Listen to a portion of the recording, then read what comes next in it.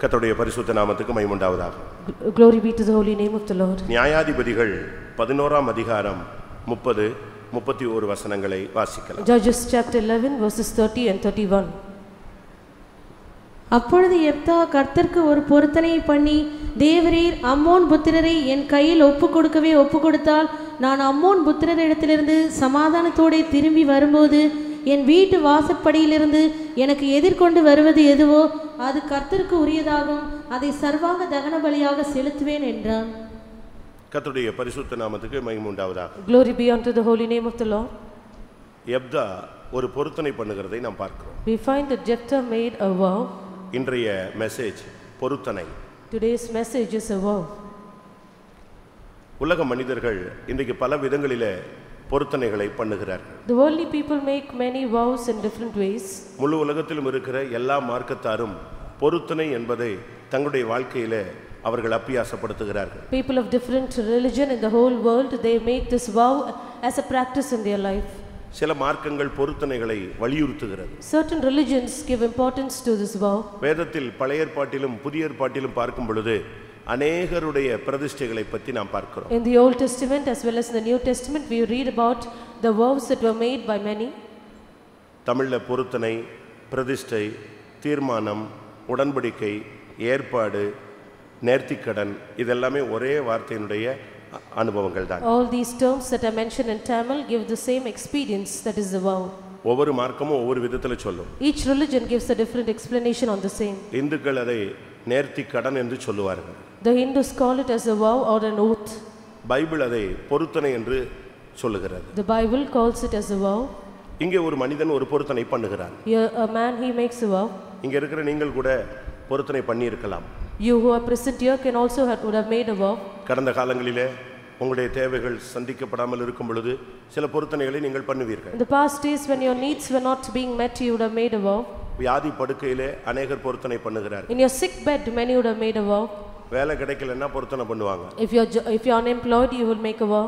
எது நடக்கலையோ அது நடக்கணும்னா நாம் பொருத்தனை பண்ணுகிறது ஒரு பழக்கமாக இருக்கிறது. It is our practice to make a vow if something which we desire has not happened. அப்படி பார்த்தா இங்க இருக்கிற எல்லாரும் ஏதாவது ஒரு சூழ்நிலையில பொருத்தனை பண்ணினவர்களாக இருப்போம். In that term, all of us present here in some circumstance have made a vow.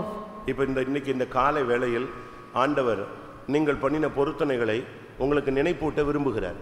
This morning the Lord desires to remind you of the vow that you have made. சாக போற மனுஷன் பாத்தீங்கன்னா தேர்தல் வாக்குறுதி மாதிரி பொருத்தனை பண்ணுவான். A man who is about to die, he will make a vow as his word of oath. எனக்கு சுகம் கிடைச்சிருச்சுனா அதை செய்றேன் இதை செய்றேன் அப்படி பண்றேன் இப்படி பண்றேன்னு ஒப்பு கொடுத்துருவான். He will say, if I receive my healing, then I will do this and that, and he will make a vow on the same. ஆனா பிழைச்ச பின்பு அதை செய்யறானான்னு கேட்டா இருக்காது. But once he is healed, he will not perform his vow. இப்போ நான் ஒரு கேள்வி கேட்கிறேன். Now I pose a question. நான் பண்ண பிரதிஷ்டை எல்லாம் பெர்ஃபெக்ட்டா இன்னைக்கு வரைக்கும் கரெக்ட்டா அப்படியே நிறைவேற்றிட்டு வர்றேன் அப்படினு சொல்றவங்க கை வைத்து. All those who say I have performed, or I have fulfilled the vow that I have made, lift up your hands. தேடி பார்த்தேன் தென்படவில்லை. I sought and there was none. ஒரே ஒரு ஆள் ஒரு ஆஃப் கை வந்துச்சு, அதுக்கப்புறம் அது போயிடுச்சு. There was a hand which was lifted up partially, but after it was not. அப்ப நம்ம எல்லாரும் பொருத்தனை பண்ணினவங்க அதை நிறைவேற்றாத பாவிகள். So we all have made a vow and are sinners who have not fulfilled the vow. ஒரு அதிகாரம் படிப்பேன் அப்படினு சொன்னாலும் அது பொருத்தனை தான். If we say that we will read one chapter a day, that is also a vow. அந்த ஒரு அதிகாரத்தையும் நீ ஒழுங்கா படிக்காம இருந்தா அது பாவம். If you do not read that one chapter properly, that is a sin. சர்வீஸ்க்கு நான் ஒயிட் ட்ரெஸ் தான் போடுவேன் அப்படினு சொல்லிட்டு சூழ்நிலை மாறிடுச்சுன்னு கலர் போட்டு வந்தா அது பாவம். If you will decide that you will wear a white dress for the service and because of circumstance you change the color of your dress, that is a sin. உபாகமம் 23 நீங்கள் பார்க்கும் பொழுது Deuteronomy chapter 23, அங்கே சொல்லப்பட்டிருக்கிறது, it is mentioned there, நீ ஒரு பொருத்தனை பண்ணினால் அதை நிறைவேற்று. If you have made a vow, fulfill it. அதை நீ நிறைவேற்றாவிட்டால் அது உனக்கு பாவமாகும். இந்த பாம் சவுண்ட் எனக்கு ரொம்ப சிம்பிளா இருக்கணும், நல்லா இருக்கணும், ஃப்ரீயா பேசுறதுக்கு எனக்கு வாய்ப்பு இருக்கணும். அப்படியே இந்த எங்கேயோ உட்காந்துட்டு எக்கோ மாதிரி இருந்தா ஜனங்களுக்கு பக்தி விருத்தி உண்டாகாது. கர்த்தருடைய பரிசுத்த நாமத்துக்கு மகிமை உண்டாவதாக. Glory be to the holy name of the Lord. வேதம் சொல்லுகிறது ஒரு பொருத்தனை பண்ணி அதை நீ நிறைவேற்றாவிட்டால் அது உனக்கு பாவம். The Bible says if you have made a vow and has not fulfilled it, that is a sin. பின்னால கேக்குதா ரைட் அப்படி விட்டு அதே நேரத்தில் நீ பொருத்தனை பண்ணி நிறைவேற்றாவிட்டால் அதை தேவன் கணக்கில் வைத்து உன்னை கேட்பார். At the same time, if you have made a vow and has not fulfilled it, the Lord will have it in his account and question you. அதை விட நீ பொருத்தனை பண்ணாது இருந்தால் நலமா இருக்கும். Instead, if you have not made that vow, it would have been good on your part. ஆனா நம்மில் எல்லாருமே பொருத்தனை பண்றோம் ஏன்னா நமக்கு சில காரியங்கள் சாதிக்க வேண்டியிருக்கு. All of us make a vow because we want to fulfill certain things. உபாகமம் 23, 21, 22, 23 வாசியுங்க. Deuteronomy chapter 23 verses 21 and 22. நீ உன் தேவனாகிய கர்த்தருக்கு பொருத்தனை பண்ணி இருந்தால் அதை செலுத்த தாமதம் செய்யாதே. உன் தேவனாகிய கர்த்தர் அதை நிச்சயமாய் உன் கையில் கேட்பார். அது உனக்கு பாவமாகும். நீ பொருத்தனை பண்ணாதிருந்தால் உன்மேல் பாவமில்லை. உன் வாயினால் சொன்னதை நிறைவேற்ற வேண்டும். உன் தேவனாகிய கர்த்தருக்கு உன் வாயினால் நீ பொருத்தனை பண்ணி சொன்ன உற்சாக பலியை செலுத்தி தீர்ப்பாயாக. இது தேவன் கொடுத்த ஒரு கட்டளை. This is a command of the Lord. நீங்க ஒரு பொருத்தனை பண்ணா அதை நிறைவேற்றணும். If you have made a vow, you have to fulfill it. உனக்கு பொருத்தனை பண்ணி அதை நிறைவேற்ற முடியலன்னா நீ பொருத்தனை பண்ணாத. If you are unable to fulfill the vow, then do not make a vow. இன்றைக்கு வேலூர்ல கர்த்தர் இந்த வார்த்தையை பேச விரும்புகிறார். The Lord desires to speak this word in Vellore today. வாலிபர்கள் பொருத்தனை பண்ணுகிறீர்கள். The youths make a vow. குடும்பத்தார் பொருத்தனை பண்ணுகிறீர்கள். Family members make a vow. ஊழியர்கள் பொருத்தனைக்கு உட்படுத்தப்பட்டவர்கள். The servants of God are within that vow. விசுவாசிகளுக்குன்னு சில பிரதிஷ்டை இருக்கு, ஊழியக்காரங்களுக்குன்னு சில பிரதிஷ்டை இருக்கு. There are certain consecrations for the believers as well as for the servants of God. ஊழியர்களுக்குன்னு கண்டிப்பான பிரதிஷ்டை இருக்கு, விசுவாசிகளுக்குன்னு கண்டிப்பான பிரதிஷ்டை இருக்கு. There are strict rules or consecration for the servants of God as well as for the believers. ஏனென்றால் நாம் எல்லாரும் பொருத்தனைக்கு உட்படுத்தப்பட்டவர்கள். We all are under this consecration or the vow. இப்போ நீங்க பாருங்க, ரட்சிக்கப்பட்டதிலிருந்து இதுவரை நீங்கள் பண்ணின பொருத்தனையை நீங்க நிறைவேற்றி இருக்கீங்களா? Now you consider if you have fulfilled the vow which you have made from the time you were saved up till now. நீங்க நன்றாக புரிந்து கொள்ளணும். You have to have a clear understanding. நீங்கள் ஒரு பொருத்தனை பண்ணுகிறதுக்கு முன்பாக சிந்தியுங்கள். Think twice before you make a vow. அதை நிறைவேற்ற முடியுமாங்கறதை யோசியுங்கள். You think if you can fulfill the vow. அப்படி முடிந்ததை மட்டும் நீங்க சொல்லுங்கள். Only if you can fulfill, that is what you should make. எல்லாத்தையும் நீங்க வாயை திறந்து பொருத்தனை மாதிரி பண்ணாதீங்க. Do not open your mouth to make a vow for everything. நான் இந்த பொருத்தனையை இப்போ ஓரளவு அனலைஸ் பண்ணி உங்க முன்னால வைப்பேன். I will analyze this vow to an extent and set it before you. இங்கே ஒரு யுத்தகளத்துக்கு ஒரு மனிதன் புறப்படுகிறான். There is a man who is setting forward for a battle. அவன் எல்லாராலும் புறக்கணிக்கப்பட்ட ஒரு மனிதன். He was a man who was rejected by all. எல்லாரும் அவனை துரத்தி விட்டுட்டாங்க. Everyone had cast him away. ஆனா சூழ்நிலை மாறின பொழுது, when the circumstance changed, யாரெல்லாம் புறக்கணிச்சாங்களோ அவங்க எல்லாம் இவனை தேடி வந்தாங்க. all those who cast him away sought for him. நீ எங்க கூட வா. You come with us. நீ எங்களுக்கு தலைவனாயிரு. Join us, be our head. எங்க யுத்தத்தை நீ நடத்துன்னு சொன்னாங்க. You fight our battles.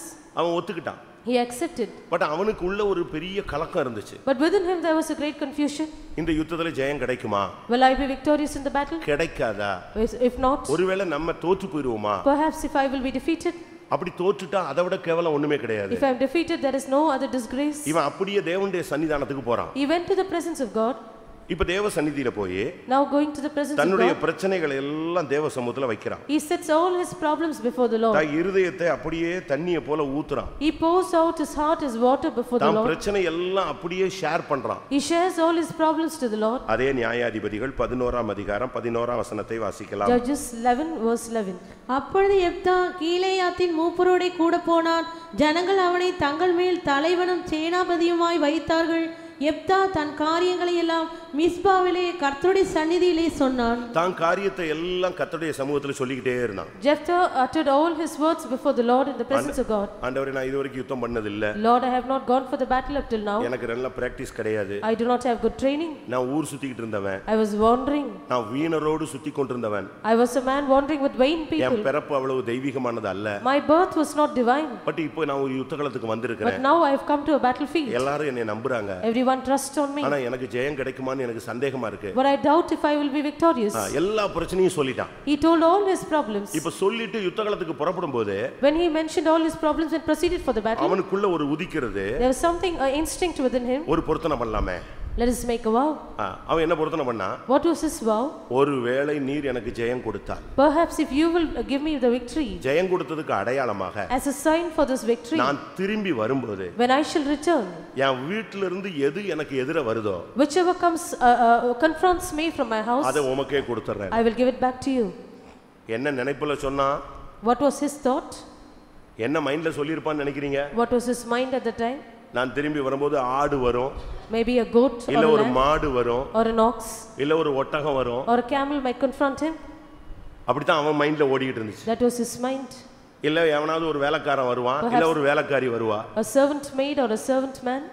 அதை கொடுத்துடலாம் அப்படின்னு ஒரு முடிவுல தான் இவன் யுத்தத்துக்கு போயிட்டான். With the decision to give them back to the Lord, he went to the battle. ஆனா கர்த்தர் யுத்தத்தை ஜெயம் கொடுத்தார். The Lord granted him the victory in the battle. பயங்கர சந்தோஷத்தோட திரும்பி வர்றான். With a great joy he returned. திரும்பி வந்தா When he returned, வீட்ல இருந்து யாரு எதிர வருது? who was confronting him? ஆடா மாடா ஒட்டகமா எது வெளியே வந்துச்சு? Was it a goat or a lamb or an ox or a எதிர camel? வந்தது என்னது? What was that? ஒத்தைக்கு ஒரே மகள் வந்தா. His only child.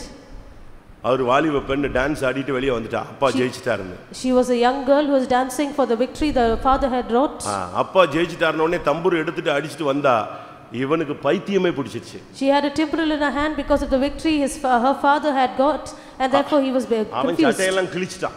He rent his clothes. அப்படிதான் பைபிள் சொல்லுது. That is what the Bible says. ஐயோ மகளே தொலைச்சிட்டியே, காது என் பொருத்தனையவே ஒண்ணும் இல்லாம ஆக்கிட்டியே. He cried out, he lamented and saying, you have made my vow as nothing.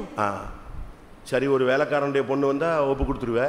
Perhaps if it is a child of a servant maid, you will ஆடு give up. மாடு வாயில்லா ஜீவன் வந்தா ஒப்பு கொடுத்துருவே. A cattle or an oxen which you will give up. But உன் ஒரே மக வந்தா ஒப்பு கொடுக்க உனக்கு முடியலையே. But your only daughter you are unable to give up.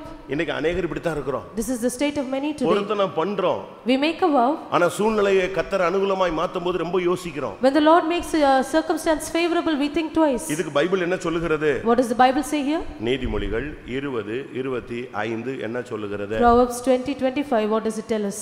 பரிசுத்தமானதை விழுங்குகிறதும் பொருத்தனை செய்த பின்பு யோசிக்கிறதும் மனுஷனுக்கு கண்ணியாய் இருக்கும். பரிசுத்தமானதை விழுங்குகிறதும் பொருத்தனை பண்ணின பின்பு அதை யோசிக்கிறதும் மனுஷனுக்கு கண்ணியா இருக்கும். It is a snare to the man who devoureth that which is holy and after vows to make inquiry.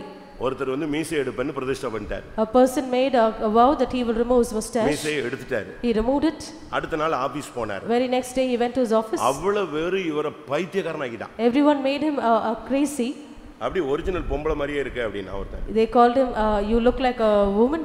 வாழ்க்கையில கோலத்தனமா மாறிட்டியே. You have become a coward in your life. நீயே உன்னை கோலைன்னு ஒத்துக்கிட்டியே. You accept you are a coward.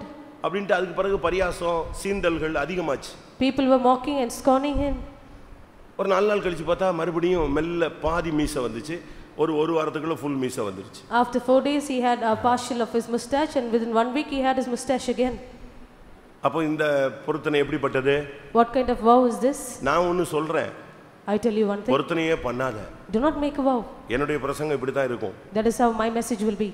Bible அப்படி தான் சொல்லுது. The Bible also tells the same. பொருத்தனை நீ பண்ணாதன்னு சொல்லுது Bible. It tells us do not make a vow. ஆனா பண்ணிட்டா நிறைவேற்றாம விட்டுறாதன்னு சொல்லுது. But if you make a vow, do not refrain from fulfilling it. மறுபடியும் அந்த வசனத்துக்கு நாம் திரும்பலாம். Let us turn back to that word. உபாகமம் 23:22. Deuteronomy 23 verse 22. நீ பொருத்தனை பண்ணாதிருந்தால் உன்மேல் பாவம் இல்லை. நீ பொருத்தனையே பண்ணாதன்னு தான் நான் சொல்றேன்.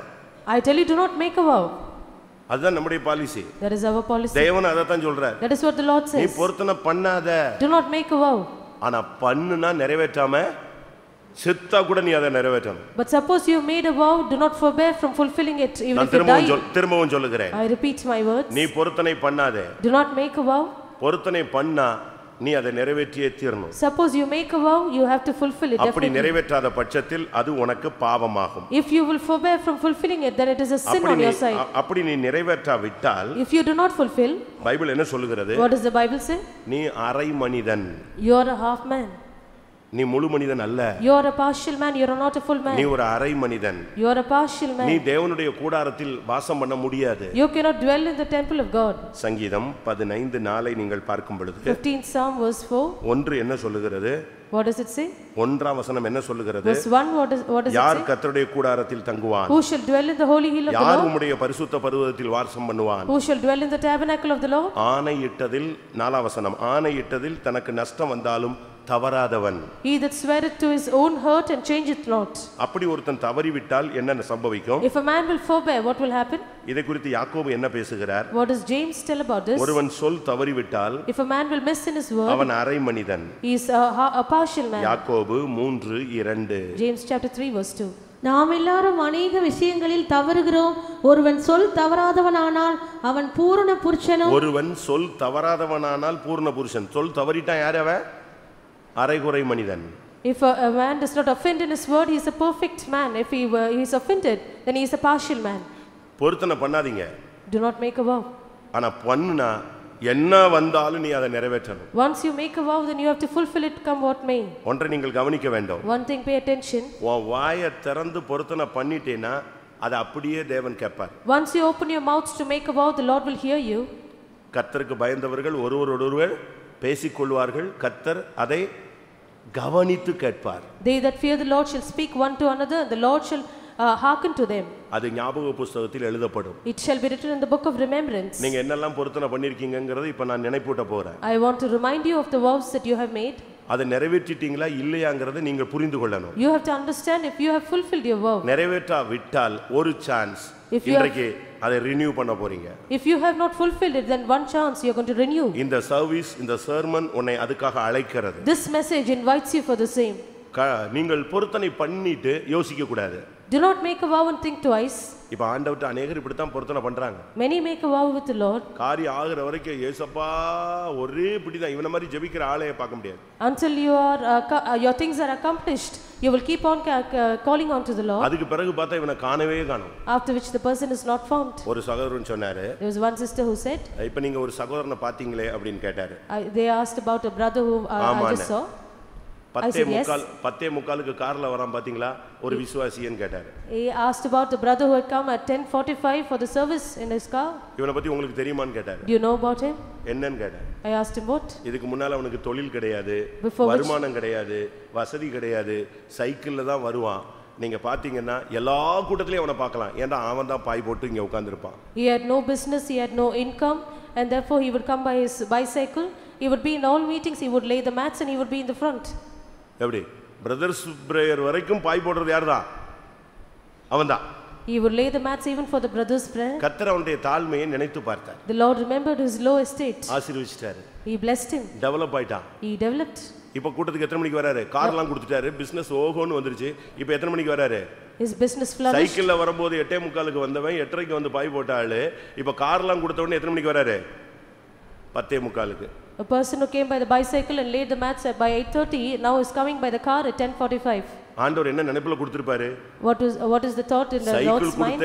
சைக்கிள் கொடுக்கும்போதே 8:30க்கு மிதிச்சிட்டு வந்தானே, கார் கொடுத்தா 8 மணிக்கு வந்துருவான்னு நினைச்சிருப்பாரு. The Lord would have thought he came by his bicycle by 8:30. If I give him a car, he will come by 8 o'clock. நம்ம எப்படி இருக்கிறோம்னு பாருங்க. What is our state? நீங்க எத்தனை பேர் பொருத்தனையை நிறைவேற்றுகிறீர்கள்? How many of you fulfill your vow? அவசரப்பட்டு நீங்க எதையும் சொல்லாதீங்க. சொன்னா அக்கவுண்ட்ல கரெக்ட்டா வச்சுக்குவாரு அவர். Do not be in haste to utter words. If not, the Lord will have it in his account. இவன் ஒரு பிரதிஷ்டை பண்ணா எது என் வீட்டு வாசல்ல இருந்து வருதோ அதை கொடுத்துறேன். இவன் நெஞ்சிருக்கணும் முதல்லயே, ஆண்டவரே நான் ஜெயிச்சிட்டு வந்தா ஒரு 100 ஆடு கொடுக்குறேன், 100 மாடு கொடுக்குறேன் என்னத்தையா சொல்லி இருக்கலாம். He made a vow saying, Lord, whichever cometh by my door, I will offer it unto you. At first he would have made a vow saying, Lord, I would give you 100 goats or 100 cows to you as an offering. ஆனா எழுப்புதல்ல இப்ப என்ன சொல்லிட்டான்? எது என் வீட்ல இருந்து வருதோ அதை கொடுக்குறேன்ட்டான். வந்தது என்னது? ஒரே ஒரு பொண்ணு. In his revival he said, whichever cometh by the door of my house, I will give it to you. And his only daughter came by that way. ஒரு சிலர் ஊழியத்துக்கு ஒரே பிள்ளை இருக்கு அதனால தான் நான் கொடுக்க மாட்டேன் அப்படிங்கறாங்க. Some say I have only one daughter, I cannot give, only child, I cannot give them for the ministry. ஒருவேளை 7 இருந்தா கொடுத்திருப்பீங்களோ? Perhaps if you have 7 you will give. 7ஐயும் கொடுத்திருப்பீங்கறீங்களா? Will you give all the 7 for the ministry? ஒரு வீட்ல ஒரே ஒரு பையன் இருந்தான். There was only son in one house. அவன் தூரத்துல வேலைக்கு போய்ட்டான். He went to a far off country for job. அங்க அவனோட கர்த்தர் பேசினார். The Lord spoke to him there. அவன் சொன்னா ஆண்டவர்ட்ட, He told the Lord, எனக்கு அப்பாவும் இல்ல, I have no father. நான் ஒரே பையன். I am the only son. எங்க அம்மா தனியா இருக்காங்க. My mother is alone. என்னைய போய் கூப்பிடுறீங்க. You call me. வேற யாராவது கூப்பிடுங்கன்னா. You call someone else. திருப்பி ஆண்டவர் அவனையே கூப்பிட்டார். The Lord again, over and over again intervened with him. கடைசில அவன் வீட்டுக்கு லெட்டர் எழுதினான். Finally he wrote a letter to his house. ஏமா மறுபடி ஆண்டவர் என்னைய கூப்பிட்டுட்டே இருக்காரு. The Lord is dealing with me over and over again. நான் என்ன பண்ணேன்னு தெரியல. I do not know what to do. நீங்க என்ன சொல்றீங்கன்னு. What is your word? அந்த அம்மா உட்கார்ந்து ஜெபிச்சது. The mother prayed on this cause. ஆண்டவரே எனக்கு புருஷன் இல்ல. I have no husband. நான் தனியா இருக்கேன். I am all alone. எனக்கு ஒரே பிள்ளை. I have only son. அந்த ஒரே பிள்ளை நீங்க கேட்டா என்ன நியாயம் சொல்றீங்க? If you ask for this only son, what is there? அப்ப ஆண்டவர் சொன்னாரா? The Lord said, எனக்கு கூட ஒரே ஒரு பையன் தான் இருந்தான். I had only one son. எனக்கு ஒரே ஒரு பையன் தான். Only one son. ஒரே பேரான குமாரன். Only begotten son. வேற வழி இல்லாம அவனை தான் நான் எங்க வச்சேன்? சிலுவையில வச்சேன். There was no other way. I placed him on the cross. உடனே இந்த அம்மா லெட்டர் எழுதிருச்சு, அப்பா நானும் உன்னை சிலுவையிலே வச்சிடுறேன், அவர் ஒரே பையனை கொடுத்துட்டேங்கிறாரு, நானும் என்ன செய்றேன், ஒரே பையனை கொடுத்துறேங்கிறாரு. The mother replied to the son saying, I place you on the cross just like he placed his only begotten son on the cross. இங்க ஒரே பிள்ளை அவ டான்ஸ் ஆடிட்டு வர்றா, இவன் சட்டையெல்லாம் கிழிச்சிட்டு என் மனதை மனமடி வாக்கி விட்டாய், நீ என்னை கேவலப்படுத்திட்ட கத்த ஆரம்பிச்சிட்டான். There was only daughter who came dancing around to him when he lamented, rending his clothes saying, you have made me disheartened. அவன் சொல்றான், என் மனதை நீ கலங்கப்படுத்தி விட்டாய். Thou hast disheartened me. நான் என் வாயை திறந்து சொல்லிவிட்டேன். I have opened my mouth and uttered these words. நான் இப்ப என்ன பண்றேன், ஐயோ என் மகளேன்னு கத்துனான். He cried out saying, oh my daughter. இப்படி தான் நீங்க अनेகர் பொருத்தனை பண்ணிட்டு நிறைவேற்றும் போது அழுதுகிட்டே கொடுக்குறீங்க. This is how many of you make a vow, and when you fulfill it you keep weeping and lamenting. இன்னும் ஒரு சிலர் அவரை ஏமாத்துறாங்க. Some others keep deceiving the Lord. அப்படிதானே? Is it not so? அப்படிதானே பண்றீங்க? Is that what you do? ஒருத்தன் மீன் பிடிக்க போனான். A man went fishing. ரொம்ப நேரம் காத்து கிடந்தான். For a long time he was waiting there. மீன் சிக்கவே இல்லை. There was not a single fish caught. ரொம்ப கஷ்டப்பட்டான். He struggled hard. கடைசில ஒரு பொருத்தனை பண்ணான். Finally he made a vow. Time வேற ஆகி போச்சு. It was almost time. அதனால ஒரு பொருத்தனை பண்ணான். He made a vow. முதல்ல கிடைக்கிற மீனை நான் ஃபேத்தம் கொடுத்துறேன். The first fish that will get caught I will give it to the faithful. சொல்லி முடிக்கிறதுக்குள்ள தப்புன்னு ஒரு பெரிய மீன் வந்து மாட்டிடுச்சு. Before he could finish his words there was a big fish which was caught. அவனுக்கு ஒண்ணுமே ஓடல. He could not understand. என்னடா சொல்லி முடிச்சுக்குள்ள வந்து சிக்கிடுச்சுன்னு சொல்லி எடுத்து போட்டான். Before he could finish his words I got this fish and he just brought it out. மனசுல நிம்மதி இல்லாம போயிடுச்சு. He was confused in his mind. அவசரப்பட்டு சொல்லிட்டோமோ? Did I speak in haste? ஒரு நிமிஷம் லேட்டா சொல்லி இருக்கலாமோ? Should I have spoken a minute later? இப்படி பண்ணிட்டோமே. I have done this. சொன்ன அடுத்த செகண்ட் வந்துருச்சு, நம்ம அவசரப்பட்டோம். Very second I spoke these words, the fish was caught. உடனே ஆண்டவர்ட்ட சொன்னா, He told the Lord, இத நான் எடுத்துக்கறேன். I take this. அடுத்து கிடைக்கிறது உங்களுக்கு கொடுத்துறேன். The next fish that I will get I will give it to you. இவன் சொல்லி முடிச்ச உடனே The very moment he uttered these words, இந்த மீன் தண்ணிக்குள்ள குதிச்சு போயிடுச்சு. This fish jumped into this water. திரும்பி பார்த்தா மீனை காணோம். He looked aside to see the fish was not there. ஆண்டவரை பார்த்து சொன்னா, என்ன ஆண்டவரே நான் சும்மா தான் சொன்னேன், அதுக்குள்ள நீங்க கோவிச்சுக்கிட்டீங்க. I just simply mentioned these words and you are angry at me. நான் சும்மா ஒரு பேச்சுக்கு தான் சொன்னேன், அது உங்களுக்கு தான், அத கூட விட்டுட்டீங்களே. I just spoke for words and you are angry at me again. Our புனிதனுக்கு Punithan. He is pure unto the poor. Our உத்தமனுக்கு Uthaman. He is upright unto the upright. நீ மாறுபட்டினா உன்னை மெண்டலாக்கி விட்டுருவார். If you are perverse then he will make you crazy. இப்படி ஏமாத்தி மெண்டலாக்குன अनेक விசுவாசிகள் ஊழியக்காரங்க சபைக்குள்ள இருக்காங்க. There are many believers and servants of God who have become crazy or mad. நீ ஏமாத்த ஆரம்பிச்ச கர்த்தர் உன்னை ஏமாத்த ஆரம்பிச்சார். You try to deceive the Lord will deceive you. உன் வார்த்தையில உண்மையை தான் கர்த்தர் எதிர்பார்க்கிறார். God expects faithfulness in your words. உன் வாயை திறந்து நீ பண்ண பொருத்தனையில தான் கர்த்தர் உண்மையா இருக்க விரும்புகிறார். In the words that you have uttered, the vow that you have made, if you are faithful, that is what the Lord expects from you. இப்போ exam time. Now it's the time of exam. இப்போ எல்லாம் நம்ம பிள்ளைங்க எல்லாம் பயங்கரமா பொருத்தனை பண்ணுவாங்க. Our children will make many vows. अनेகர் பயங்கரமா ஜெபம் பண்றாங்க. Many pray well. என்ன ஜெபம்? What is their prayer? நம்மட்ட வந்து சொல்றாங்க ஓபனா. They come and tell it openly. எனக்கு தெரிஞ்ச क्वेश्चनா வரதுக்காக ஜெபம் பண்ணுங்க. Pray that I should receive the questions which I have learned. யாருக்கு? For whom? இவன் படிச்சிருக்கிற இந்த ரெண்டு பாடத்துல 40 பாடம் இருக்கு, ரெண்டு பாடம் படிச்சிருக்கான். இதுக்குள்ளேயே எல்லா क्वेश्चन வரணும்னு இவங்க நம்மட்ட ஜெபிக்க சொல்றான். Out of the 40 lessons he has learned 2 lessons and he want us to pray. திருப்பி பரீட்சை எழுதிட்டு வந்துறான். After he finishes the exam. என்ன பண்ணுவீங்களோ தெரியாது, திருத்துறவன் கண்ணுல தயவு கிடைக்கிறதுக்காக ஜெபம் பண்ணுங்க. I do not know what you will do, but pray that I should find favor in the eyes of them that correct my paper. எப்படி இருக்கும்? What is it state? இன்னும் ஒரு சிலர் எப்படி இருக்காங்க? Some others அது திருத்தி அது கம்ப்யூட்டரைஸ்ட் ஆகி எல்லா டிஸ்ட்ரிக்ட்டுக்கும் போன பிறகு இன்னைக்கு காலையில 10 மணிக்கு ரிலீஸ்னா இன்னைக்கு வந்து சொல்றான், இன்னைக்கு இப்ப ரிசல்ட் ரிலீஸ் ஆகுது, நல்ல ரிசல்ட் வரணும். எப்படி? கம்ப்யூட்டரே மாத்தணுங்கறியா? After it is corrected, it is computerized, it goes to all the districts and come on the day of the result they they want a good result. ஒரு பிள்ளை வந்தா, there was one child. நீங்க நல்லா ஜெபிக்கல, அதனால question எனக்கு tough ஆயிடுச்சு. You did not pray well, that is why I faced the hard questions today. நான் நல்லா ஜெபிக்கல, அதனால இவ எக்ஸாமுக்கு எது வந்துருச்சு? क्वेश्चन டஃப் ஆயிடுச்சு. அதனால திருத்துறவங்களுக்காவது நல்லா ஜெபம் பண்ணுங்க. I did not pray well, that is why she found it hard to write those questions. So she wanted us to pray for them that correct the paper. நம்ம ஆளுங்களுக்கு வந்து என்ன ஜெபிக்கணும், எப்படி ஜெபிக்கணும் ஒண்ணுமே புரியாத ஜனங்களா இருக்காங்க. Our people do not understand how to pray and what to pray for. ஒரு பிள்ளை பரீட்சை எழுத போச்சு. There's one child who went for the exam. ஒரு பையன் பரீட்சை எழுத போனான். One son. அன்னைக்கு மேத்ஸ் அது. It was a maths exam. அவன் ரொம்ப அதுல week. He was very weak in that subject. அதனால ஒரு ஜெபம் பண்ணான். So he prayed. ஆண்டவரே இந்த மேக்ஸ்ல எனக்கு எல்லா சம்மும் clear ஆயிடுச்சுனா, If all my sums are cleared in the paper, இவ்வளவு காணிக்க தரேன். I will give so much of offering. இவன் ஜெபத்தை கர்த்தர் கேட்டார். The Lord heard his prayer. Exam போனா. He went for the exam. ஆச்சரியமா இருந்துச்சு இவனுக்கு. It was amazing. ஏன்னா எல்லாமே ரொம்ப ஈஸி. Everything was easy. போட்டு பார்த்தா. He tried it. எல்லாமே அவனுக்கு டாலி ஆயிடுச்சு. Everything was tallied. ஆச்சரியமா இருந்துச்சு. It was amazing. பரீட்சை முடிஞ்சிருச்சு. He finished his exam. இன்னும் half an hour இருக்கு, ஆனா ஃப்ரீயா உட்கார்ந்திருக்கான். It was yet another half an hour more, but he was free. இப்போ மைண்ட்ல வந்துச்சு. Now it occurred in his நீ mind. அவசரப்பட்டு பொருத்தனை பண்ணி விட்டாய். You were in haste and made a offering, vow unto the Lord. எவ்வளவு ஈஸியா போயிருச்சு. How easy the question இதுக்கு paper போய் was. இவ்வளவு காணிக்க கொடுக்கணுமா? Now should I offer so much of offering? மிச்சம் ஒரு 4 பக்கம் இருந்துச்சு. There was 4 எழுதாத பேப்பர். empty papers. அதுல உட்கார்ந்து கணக்கு போட ஆரம்பிச்சான். He tried over there. பரீட்சை கணக்கு முடிஞ்சிருச்சு. The exam இப்போ paper was கணக்கு over. எது? Now what was his account? பொருத்தனைய எவ்வளவு மைனஸ் பண்ணலாம்? How can he decrease his offering? கணக்கு The vow. போட்டுட்டே வந்தான். He tried it. போட்டு கொஞ்சம் குறைச்சு பார்த்தான். He tried little, decreasing it a திருப்பி little குறைச்சு பார்த்தான். and a little more. இப்படியோ 2-3 பக்கம் குறைச்சு கடைசில ஒரு முடிவுக்கு வந்துட்டான். சரி இவ்வளவாவது கர்த்தர் கொடுத்துருவோம். He tried decreasing it more and more, finally came to a decision, at least this amount let me give to the Lord. பரீட்சை முடிஞ்சிருச்சு. The exam was over. சந்தோஷமா வீட்டுக்கு வந்தான். He came back joyfully. எல்லாரும் கேட்டாங்க எப்படி போட்டேன்னு. Everyone asked him his state. அருமையா போட்டிருக்கேன்னு சொன்னான். He said beautifully I have done it. Rest எடுத்தான். He took rest. சாயங்காலம் கிளம்புனான். Evening he went. எங்க போனோம்? Where should he go? எங்க போனோம்? Where should he go? காணிக்க கொடுக்கணும்ல. He should give the offering. அவர் பொருத்தனை பண்ணிருக்காருல. He has made a vow. இன்னைக்கு சம் நல்லா போட்டா இன்னைக்கு பொருத்தனை. If I fared well, then I will make this offering. அந்த பொருத்தனைக்கு ஒரு கணக்கு போட்டான் பாத்தீங்களா? அந்த பேப்பர் எடுத்தான். He took the paper with which he has made an account. எடுத்தா ஒரிஜினல் மேக்ஸ் பேப்பர் இவன் கையில இருந்துச்சு. பொருத்தனை பண்ணி கணக்கு போட்டானே. இத அங்க கொடுத்துட்டு வந்துட்டான். The original maths paper which he had written down was in his hand, and the account which he had made for the vow was given back. நான் அதனால தான் சொன்னேன், நீ உத்தமனா இருந்தா அவர் உத்தமனா இருப்பாரு. நீ மாறுபட்டேனா உன்னை பைத்தியக்காரனா சட்டையை கிழிச்சு வச்சிட்டு ரோட்ல சுத்த விடுவார். That is why I said if you are upright he will be upright, but if you are நீ perverse, மனுஷனை ஏமாத்தலாம், தேவனை வஞ்சிக்கலாமா? you can deceive man, but can you deceive God?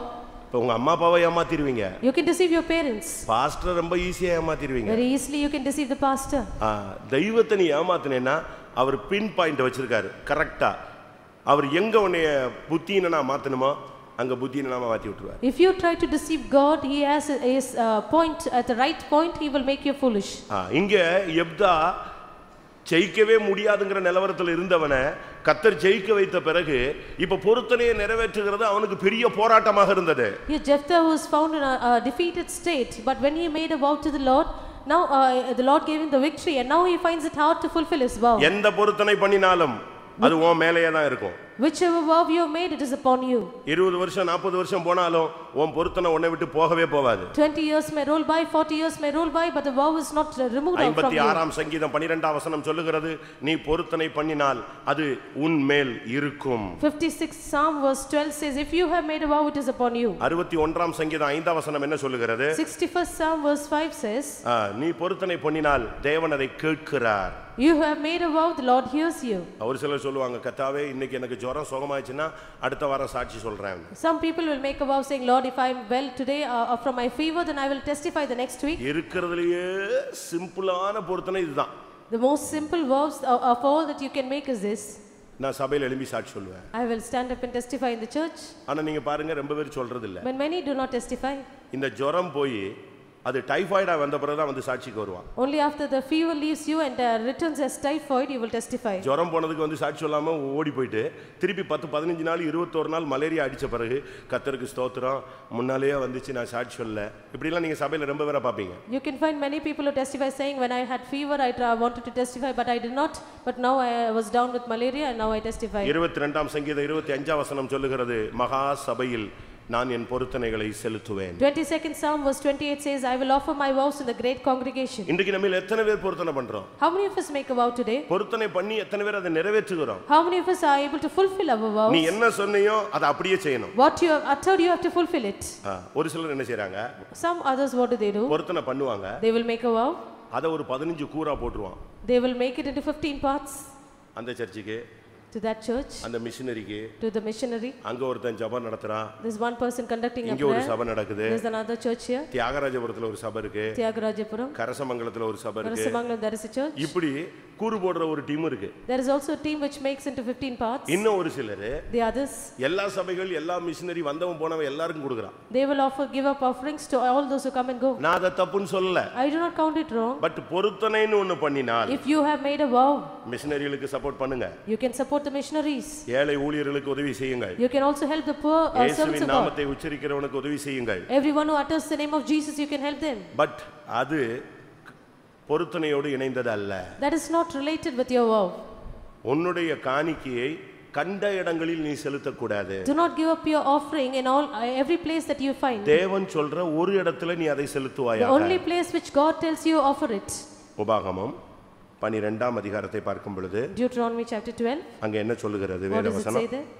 11ஆம் வசனம். Verse 11. உங்கள் தேவனாகிய கர்த்தர் தமது நாமம் விளங்கும்படி தெரிந்து கொள்ளும் ஓர் இடம் உண்டாயிருக்கும். அங்கே நீங்கள் நான் உங்களுக்கு கட்டளையிட்ட யாவையும் உங்கள் சர்வாங்க தகன பலிகளையும் உங்கள் பலிகளையும் உங்கள் தசம பாகங்களையும் உங்கள் கை ஏறெடுத்து படைக்கும் படைப்புகளையும் நீங்கள் கர்த்தருக்கு நேர்ந்து கொள்ளும் விசேஷித்த எல்லா பொருத்தனைகளையும் கொண்டு வந்து அங்கதான் உன் காரியத்தெல்லாம் கிளியர் பண்ணணும். That is where you should clear all your matters. 13-14. Verse 13. கண்ட இடமெல்லாம் நீ உன் சர்வாங்க தகன பலிகளை இடாதபடிக்கு எச்சரிக்கையாயிரு. உன் கோத்திரங்கள் ஒன்றில் கர்த்தர் தெரிந்து கொள்ளும் இடத்தில் மாத்திரம் நீ உன் சர்வாங்க தகன பலிகளை இட்டு நான் உனக்கு கற்பிக்கிற யாவையும் அங்கே செய்வாயாக. கர்த்தர் அழகா சொல்றாரு, தெளிவா பேசுறாரு. The Lord gives us a clear understanding of கண்ட the இடத்துல உன் explanation. சர்வாங்க தகன பலியை செலுத்த கூடாது. Do not offer your burnt offering in every place that thou கர்த்தர் seest. தெரிந்து கொள்ளும் ஒரு இடத்துல போ, அங்கே போய் அதை செலுத்து, அங்கே உனக்கு கற்பிக்கிற அதை மட்டும் நீ செய். The place which the Lord shall choose, offer your burnt offering, and there thou shalt do what the Lord commands you to do. தெளிவாக வேதவசனம் சொல்லுகிறது. Clearly the word of God tells us, கர்த்தர் தெரிந்து கொள்ளும் அந்த ஒரு இடத்துக்கு நீ போ. you should go to the place which the Lord shall choose. அங்கே உனக்கு கற்பிக்கிற யாவையும் நீ அங்கே செய்வாயாக. There thou shalt do all that the Lord shall command thee. இங்கே அவன் கடைசியாக தன் பிள்ளையை பொருத்தனையின்படி பலிபீடத்தில் வைத்தான். Here according to his vow he placed his child upon the altar according to his vow. நான் சென்னையில ஒரு லோக்கல்ல இருந்தேன். I was in one local in Chennai. அங்க ஒரு அம்மா வந்தாங்க. There was one mother there. தாம் பையன் வந்து கட்டுப்பாடு illaம இருக்கறான். Her son was without control. கண்ட்ரோல்னா ரொம்ப சின்ன வயசு, பட் அவன் வந்து ரொம்ப ரஃப்பா மாறிட்டான். He was very young but he became very rough. அதனால அவங்க என்ன செஞ்சாங்க? So what did she do? நம்ம சபைக்கு கொண்டு வந்தாங்க. She brought her son here. நான் அப்ப ரொம்ப சின்ன brother. I was a junior brother. அவன்ட என்கிட்ட வந்து கொடுத்தாங்க. He was brought to me. ஐயா இவனை இங்கேயே வச்சுக்காங்க. You have him here. அவங்களுக்கு அவனை கண்ட்ரோல் பண்ண முடியல. She could not control him. கொஞ்ச நாள் கழிச்சு சொன்னாங்க, After a little while she said, இவன் இங்கேயே வேணாலும் இருக்கட்டும், இப்படியே ஊழியத்துக்கு கூட போட்டுட்டாங்க. let him be here, let him even go to the ministry from here. ஏன்னா அவன் பண்ற பிரச்சனை அவங்களால சால்வ் பண்ணவே முடியல. She could not solve the problems he created. அவனும் கூட அப்படியே தேவனுடைய வீட்டிலே இருந்துட்டான். He also remained in the house of God. நான் இந்த சண்டே ஸ்கூல் பிள்ளைகள் 10 பிள்ளைகளை வச்சு ஜெபிச்சிட்டு இருப்பான். ஒரு சின்ன சர்ச் அது. It was a அவன் அதுல முழங்கால் போட்டு கர்த்தாவே என்னை அபிஷேகம் பண்ணுன்னு அழுதுகிட்டு இருப்பான். There was around 10 children, Sunday school children, who would pray with me, and he was one among them, lifting up his hands and praying for நல்லா anointing. திருந்திட்டான். He was also brought made right. நல்லா திருந்திட்டான். He repented and was set right. ஒரு நாள் அந்த அம்மா வந்துச்சு. One day the mother returned. என்ன நீ இப்படியே ஃபெய்த்தம்ல இருந்தலான்னு பாக்குறியா? Do you think வீட்டுக்கு வர மாட்டியான்னு. Do you think you can remain in the faith home? You do not want to come back home? முதல்ல சொன்னது இப்படியே சாமியாரா போட்டுன்னு சொன்னது. The one who said let him go to the இப்போ அவன் ministry. நல்லா ஆயிட்டான் அப்படின உடனே முதல்ல அப்படி தான் சொன்னேன், நீ வந்துரு. It was those were my words before, but now you return. அவன் வரவே மாட்டேன்னா. He denied to return. திருப்பி விட்டுட்டு போயிட்டாங்க. She left him back. ஆனா அவங்களுக்கு எப்படியாவது அவனை வீட்டுக்கு கொண்டு போயிடணும். But she wanted to take him back home. திருந்திட்டான். He is repentant. இனி நல்லா இருப்பான். He will be fine hereafter. நான் ட்ரான்ஸ்ஃபர் ஆயிட்டேன். I was transferred. அவன் திரும்பி வெளியே போயிட்டான். He went out. இப்போ எப்படி இருக்கான் தெரியுமா? You know how he is now? நான் அவனை சமீபத்தில் பார்த்தேன். Recently I met him. அவன் ஒரு ஊர்ல பிரசிடெண்டா இருக்கிறான். அவனுக்கு 2 மனைவி. அவனை சென்னை கோயம்பேடுல வச்சு வெட்டிட்டாங்க.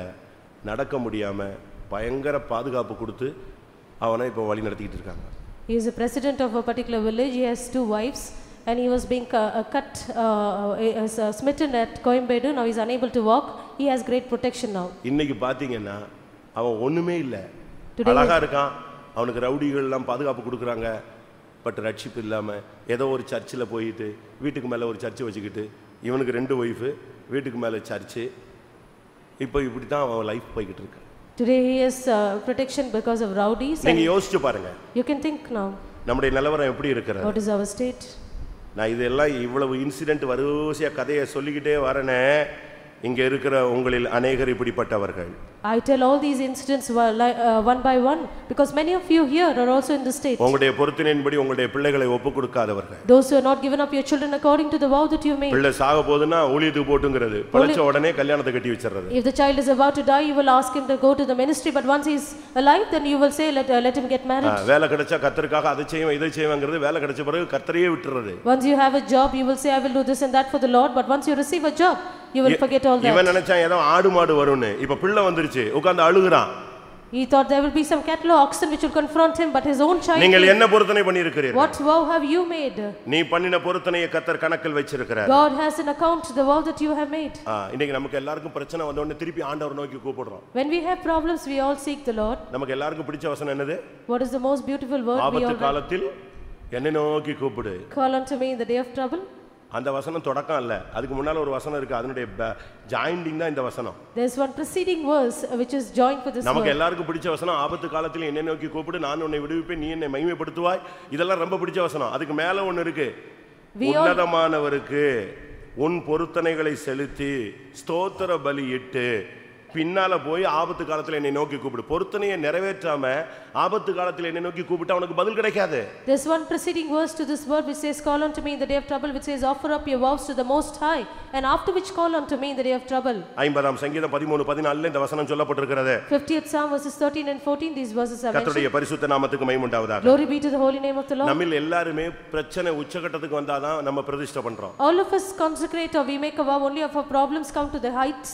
ஒரு தெய்வீகத்துக்காக பிரதிஷ்டை பண்ணுகிறவர்கள் ஒரு கூட்டம் உண்டு. There's one group who consecrate for divinity. விசுவாசத்துக்காக பிரதிஷ்டை பண்ணுகிற ஒரு கூட்டம் உண்டு. There's one group who make a vow for the faith. பரிசுத்தத்துக்காக பிரதிஷ்டை பண்ணுகிற ஒரு கூட்டம் உண்டு. There's one group who make a vow for holiness. இப்படிலாம் பலரும் தெய்வீகத்துல பிரதிஷ்டை பண்ணுகிற अनेक கூட்டங்களை சபையில பார்க்கலாம். We find various groups who offer up vows for their divinity. Jonah ஒரு பொருத்தனை பண்ணான். Jonah made a vow. எப்போ? When was that? எப்போ? When was that? மீன் வயித்துக்குள்ள உட்கார்ந்துட்டு தான் இவன் ஜெபம் பண்ணான். Sitting in the fish's belly he made a vow. பிரச்சனை வந்து மீன் அவனை விழுங்கிடுச்சு. இப்ப மீன் வயித்துக்குள்ள முழங்கால் போட்டுட்டு கர்த்தாவே என்னை நீங்க விடுவிச்சிட்டீங்கன்னா நாங்க சந்நிதியில வந்து நிப்பேன், ஃபெய்த்தம் வந்துருவேங்கறான்.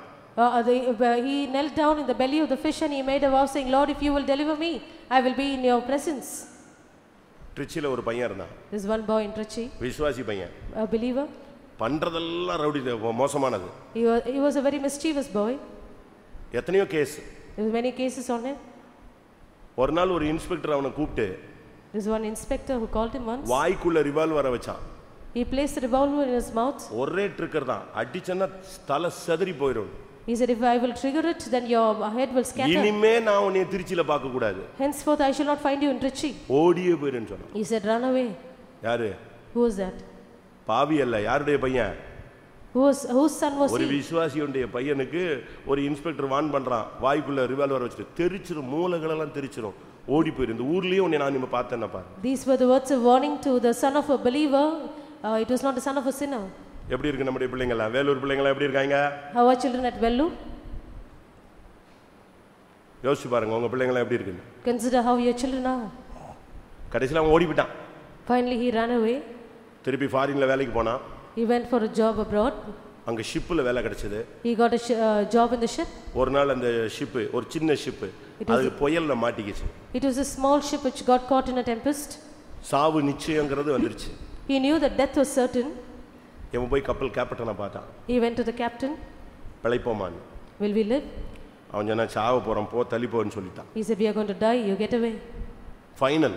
That was the final stage. அப்பதான் இவனுக்கு கடவுள் இருக்கிறார்னு நிச்சயம் வந்தது. It was then he had the certainty God is alive. நடு கடல்ல புயல்ல நைட்ல ஒண்ணுமே இல்ல, சாவுதான் நிச்சயங்கிற நேரத்துல ஒரு ஜெபம் பண்ணா, என்னை சுகமாக்கி வீட்டுக்கு கொண்டு போயிட்டீங்கன்னா நான் ஊழியத்துக்கு போறேன். In the midst of the sea, in the mid sea, he cried to the Lord saying, Lord, if you will safely take me home, I will go to the ministry. வந்தான், ஊழியத்துக்கு வந்துட்டான். He came to the ministry also. நான் எதுக்கு இதை சொல்றேன்? Why do I say this? உன்னுடைய பொருத்தனை என்ன? What is your vow? நீ பொருத்தனை பண்ணியிருக்கிறாய். You have made a vow உன்னை குறித்து, about you, உன் புருஷனுக்காக, for your husband, பிள்ளைகளுக்காக, for your children, உன் தெய்வீகத்திற்காக, for your divinity, உன்னுடைய சுகத்துக்காக, for your health, உன்னுடைய ஆசீர்வாதத்துக்காக, for your blessing. இனி பல காரியங்களுக்காக நீங்க अनेகர் பொருத்தனை பண்றீங்க. Various other things you make a vow. அது நிறைவேற்றி இருக்கீங்களான்னு தான் இன்னைக்கு கர்த்தர் இந்த ஆராதனையில உங்கள்ட்ட கேள்வி கேட்க விரும்புகிறார். In this service the Lord wants to question you, have you fulfilled your vow? அவனுடைய பொருத்தனை எப்படிப்பட்டது? What kind of vow have you made? இவன் தன்னுடைய பிள்ளையை கடைசியில பொருத்தனையின்படி கொடுத்து விட்டான். According to his vow he gave up his child. முதல்ல அழுதான். At first he lamented. திரும்ப மனதை தெளிவுபடுத்தி கொண்டு ஒப்பு கொடுத்தான். After which he received a sobriety and he gave up his child. காரணம் அந்த பிள்ளையும் தன்னை அர்ப்பணித்தாள். The reason the child also dedicated herself. கர்த்தருடைய பரிசுத்த நாமத்துக்கு மகிமை உண்டாவதாக. Glory be to the holy name of the Lord. சூழ்நிலைகள்ல பண்ணி அது நிறைவேற்றாமல் போய் குற்றவாளிகளாக நீங்கள் மாறாதிருங்கள். Do not become as sinners when you have not fulfilled the vow which you have made in circumstances. தாவீது ஒரு பொருத்தனை பண்ணினதாக பைபிள் சொல்லுகிறது. The Bible speaks of David who made a vow. தாவீது பண்ண பொருத்தனை என்ன? What is that vow? 132ஆம் சங்கீதம் முதல் 5 வசனங்களை பார்க்கும் பொழுது Psalms 132 verses 1 and 2. யாக்கோபின் வல்லவருக்கு ஒரு வாசஸ்தலத்தை நான் காணும் மட்டும் என் படுக்கையாகிய கட்டிலில் நான் ஏறுவதில்லை. I should not alight to my bed until I see a tabernacle for the God of Jacob. என்னுடைய படுக்கையில நான் படுக்கிறது இல்ல. I shall not lie down in my bed. என் வீட்டுக்குள்ள நான் பிரவேசிப்பதில்ல. I shall not enter into my house. என் கண்ணுக்கு நித்திரையை வரவிட மாட்டேன். I will not give sleep to my eyes. பாருங்க அவனுடைய பிரதிஷ்டையை பாருங்க. Look at his vow or the N consecration. வீடாகிய கூடாரத்தில் நான் பிரவேசிப்பதில்லைன்னு 3ஆம் வசனத்தில் சொல்லுகிறார். Verse 3 he says I will not go into my house, the tabernacle of my house. நான் கட்டில்ல படுக்க மாட்டேன். அப்படினா என்ன அர்த்தம்? What does it mean? He will not sleep on the bed. எங்க படுப்பேன்? Where will he sleep? தரையில படுப்பேன், பாயில படுப்பேன்னு சொல்றான். He says I will lie down or on the mat. எப்படிப்பட்ட ஒரு ராஜா? He was a king. சமஸ்த இஸ்ரவேலின் ராஜா. He was a king of all Israel. அவன் பிரதிஷ்டை பண்றான், யாக்கோபின் வல்லவருக்கு ஒரு ஆலயத்தை நான் காணும் மட்டும் நான் எங்க தான் படுப்பேன்? என் கட்டில்ல படுக்க மாட்டேன். எங்க படுப்பேன்? தரையில படுப்பேன். He swore unto the Lord saying until I see a dwelling place for the mighty God of Jacob I will not sleep on my bed. Not only that, என் கண்களுக்கு நித்திரையையும் என் கண் இமைகளுக்கு உறக்கத்தை நான் வரவிட மாட்டேன். I will not give sleep to my eyes nor slumber to my eyelids. அப்படினா என்ன அர்த்தம்? What does that mean? இரவில நான் தூங்க மாட்டேன். I will not sleep in the night. நம்ம ஆளுங்க ஒரு சிலர் வந்து சொல்றாங்க எனக்கு தூக்கமே வர மாட்டேங்குது. நல்லதுதானப்பா நைட்ல ஜெபம் பண்ணலாமே. Some of our people say they are unable to sleep in the night. It is good, you can pray through the night. ஒரு சிலர் சொல்றாங்க இந்த பிள்ளை நைட் எல்லாம் அழுதுகிட்டே இருக்கு தூங்கவே இல்லன்னு. என்ன பண்றது? நீ தான் பிள்ளை வேணும்னு கேட்ட. Some people say the child is weeping all through the night, we are unable to sleep. You ask for the child. எத்தனை வருஷம் நீ ஒழுங்கா ஜெபிக்கலையோ அதெல்லாம் சேர்ந்து ஜெபிக்கிறதுக்கு உன்னை கையில கொடுத்திருக்காரு. The years together you did not pray properly, the Lord has given you a child that you may pray now. இவன் சொல்றான் என் யாக்கோபின் வல்லவருக்கு ஒரு வாசஸ்தலத்தை காண மட்டும் நான் என் படுக்கையாகிய கட்டிலில் நான் ஏறுவதில்லை. He says until I swear that until I see a tabernacle for the mighty God of Jacob I will not get into my bed. அடுத்து தூக்கத்தோடு ஒரு உடன்படிக்கை பண்றான். He makes a vow with sleep. என் கண்களுக்கு உறக்கத்தையும் இமைகளுக்கு தூக்கத்தையும் நான் வரவிடுவதில்லை. I will not give sleep to my eyes nor slumber to my eyelids. இன்னைக்கு தூக்கத்தை எத்தனை பேர் ஜெயிச்சிருக்கோம்? How many of us have been victorious over sleep? தூக்கத்துல உங்களுக்கு எத்தனை பேருக்கு ஜெயம் இருக்கு? How many of you are victorious over the sleep? உங்கள எத்தனை பேர் தூக்கத்தை நீங்கள் கட்டுப்படுத்தி இருக்கிறீர்கள்? How many of you can control your sleep? பிரியமானவர்களே கனநித்திரை என்பது ஒரு ஆவி. Beloved ones, slumber is a spirit. எப்பொழுது கனநித்திரையின் ஆவியில நீங்க மாட்டிக்கொள்றீங்களோ அப்பொழுது நீங்கள் தரிசனத்தை இழப்பீர்கள். If you are caught in the spirit of slumber you shall lose your vision. உனக்கு தீர்க்க தரிசனம் உண்டாகாது. You will not have a prophesying. உனக்கு விஷன் கிடைக்காது. You will not have a vision. நீ உன் தூக்கத்தை ஜெயிக்கணும். You have to be victorious over sleep. ஒரு ஊழியக்காரன் தூக்கத்தை ஜெயிக்கணும். A servant of God should be victorious over sleep. ஒரு விசுவாசி தூக்கத்தை ஜெயிக்கணும். A believer also. ஜெய ஜீவியம் என்பது பாவத்தை ஜெயிப்பது மாத்திரமல்ல. Victorious life is not just to be victorious over sin. ஜெய ஜீவியத்தினுடைய முதல் பகுதியே தூக்கத்தை ஜெயிக்கிறது. The first part of victorious life is to overcome sleep. உங்க எத்தனை பேருக்கு தூக்கத்தை ஜெயிக்க முடியும்? How many of you can overcome sleep? ஒரு சில நைட்டு ஒரு நாள் முழிச்சிட்டாங்கன்னா 7 நாள் தூங்குவான். If a person is awake one night they will sleep for 7 days. அப்படி அல்ல. That is not so. ஒரு சிலர் ஃபாஸ்டிங் போடுவாங்க.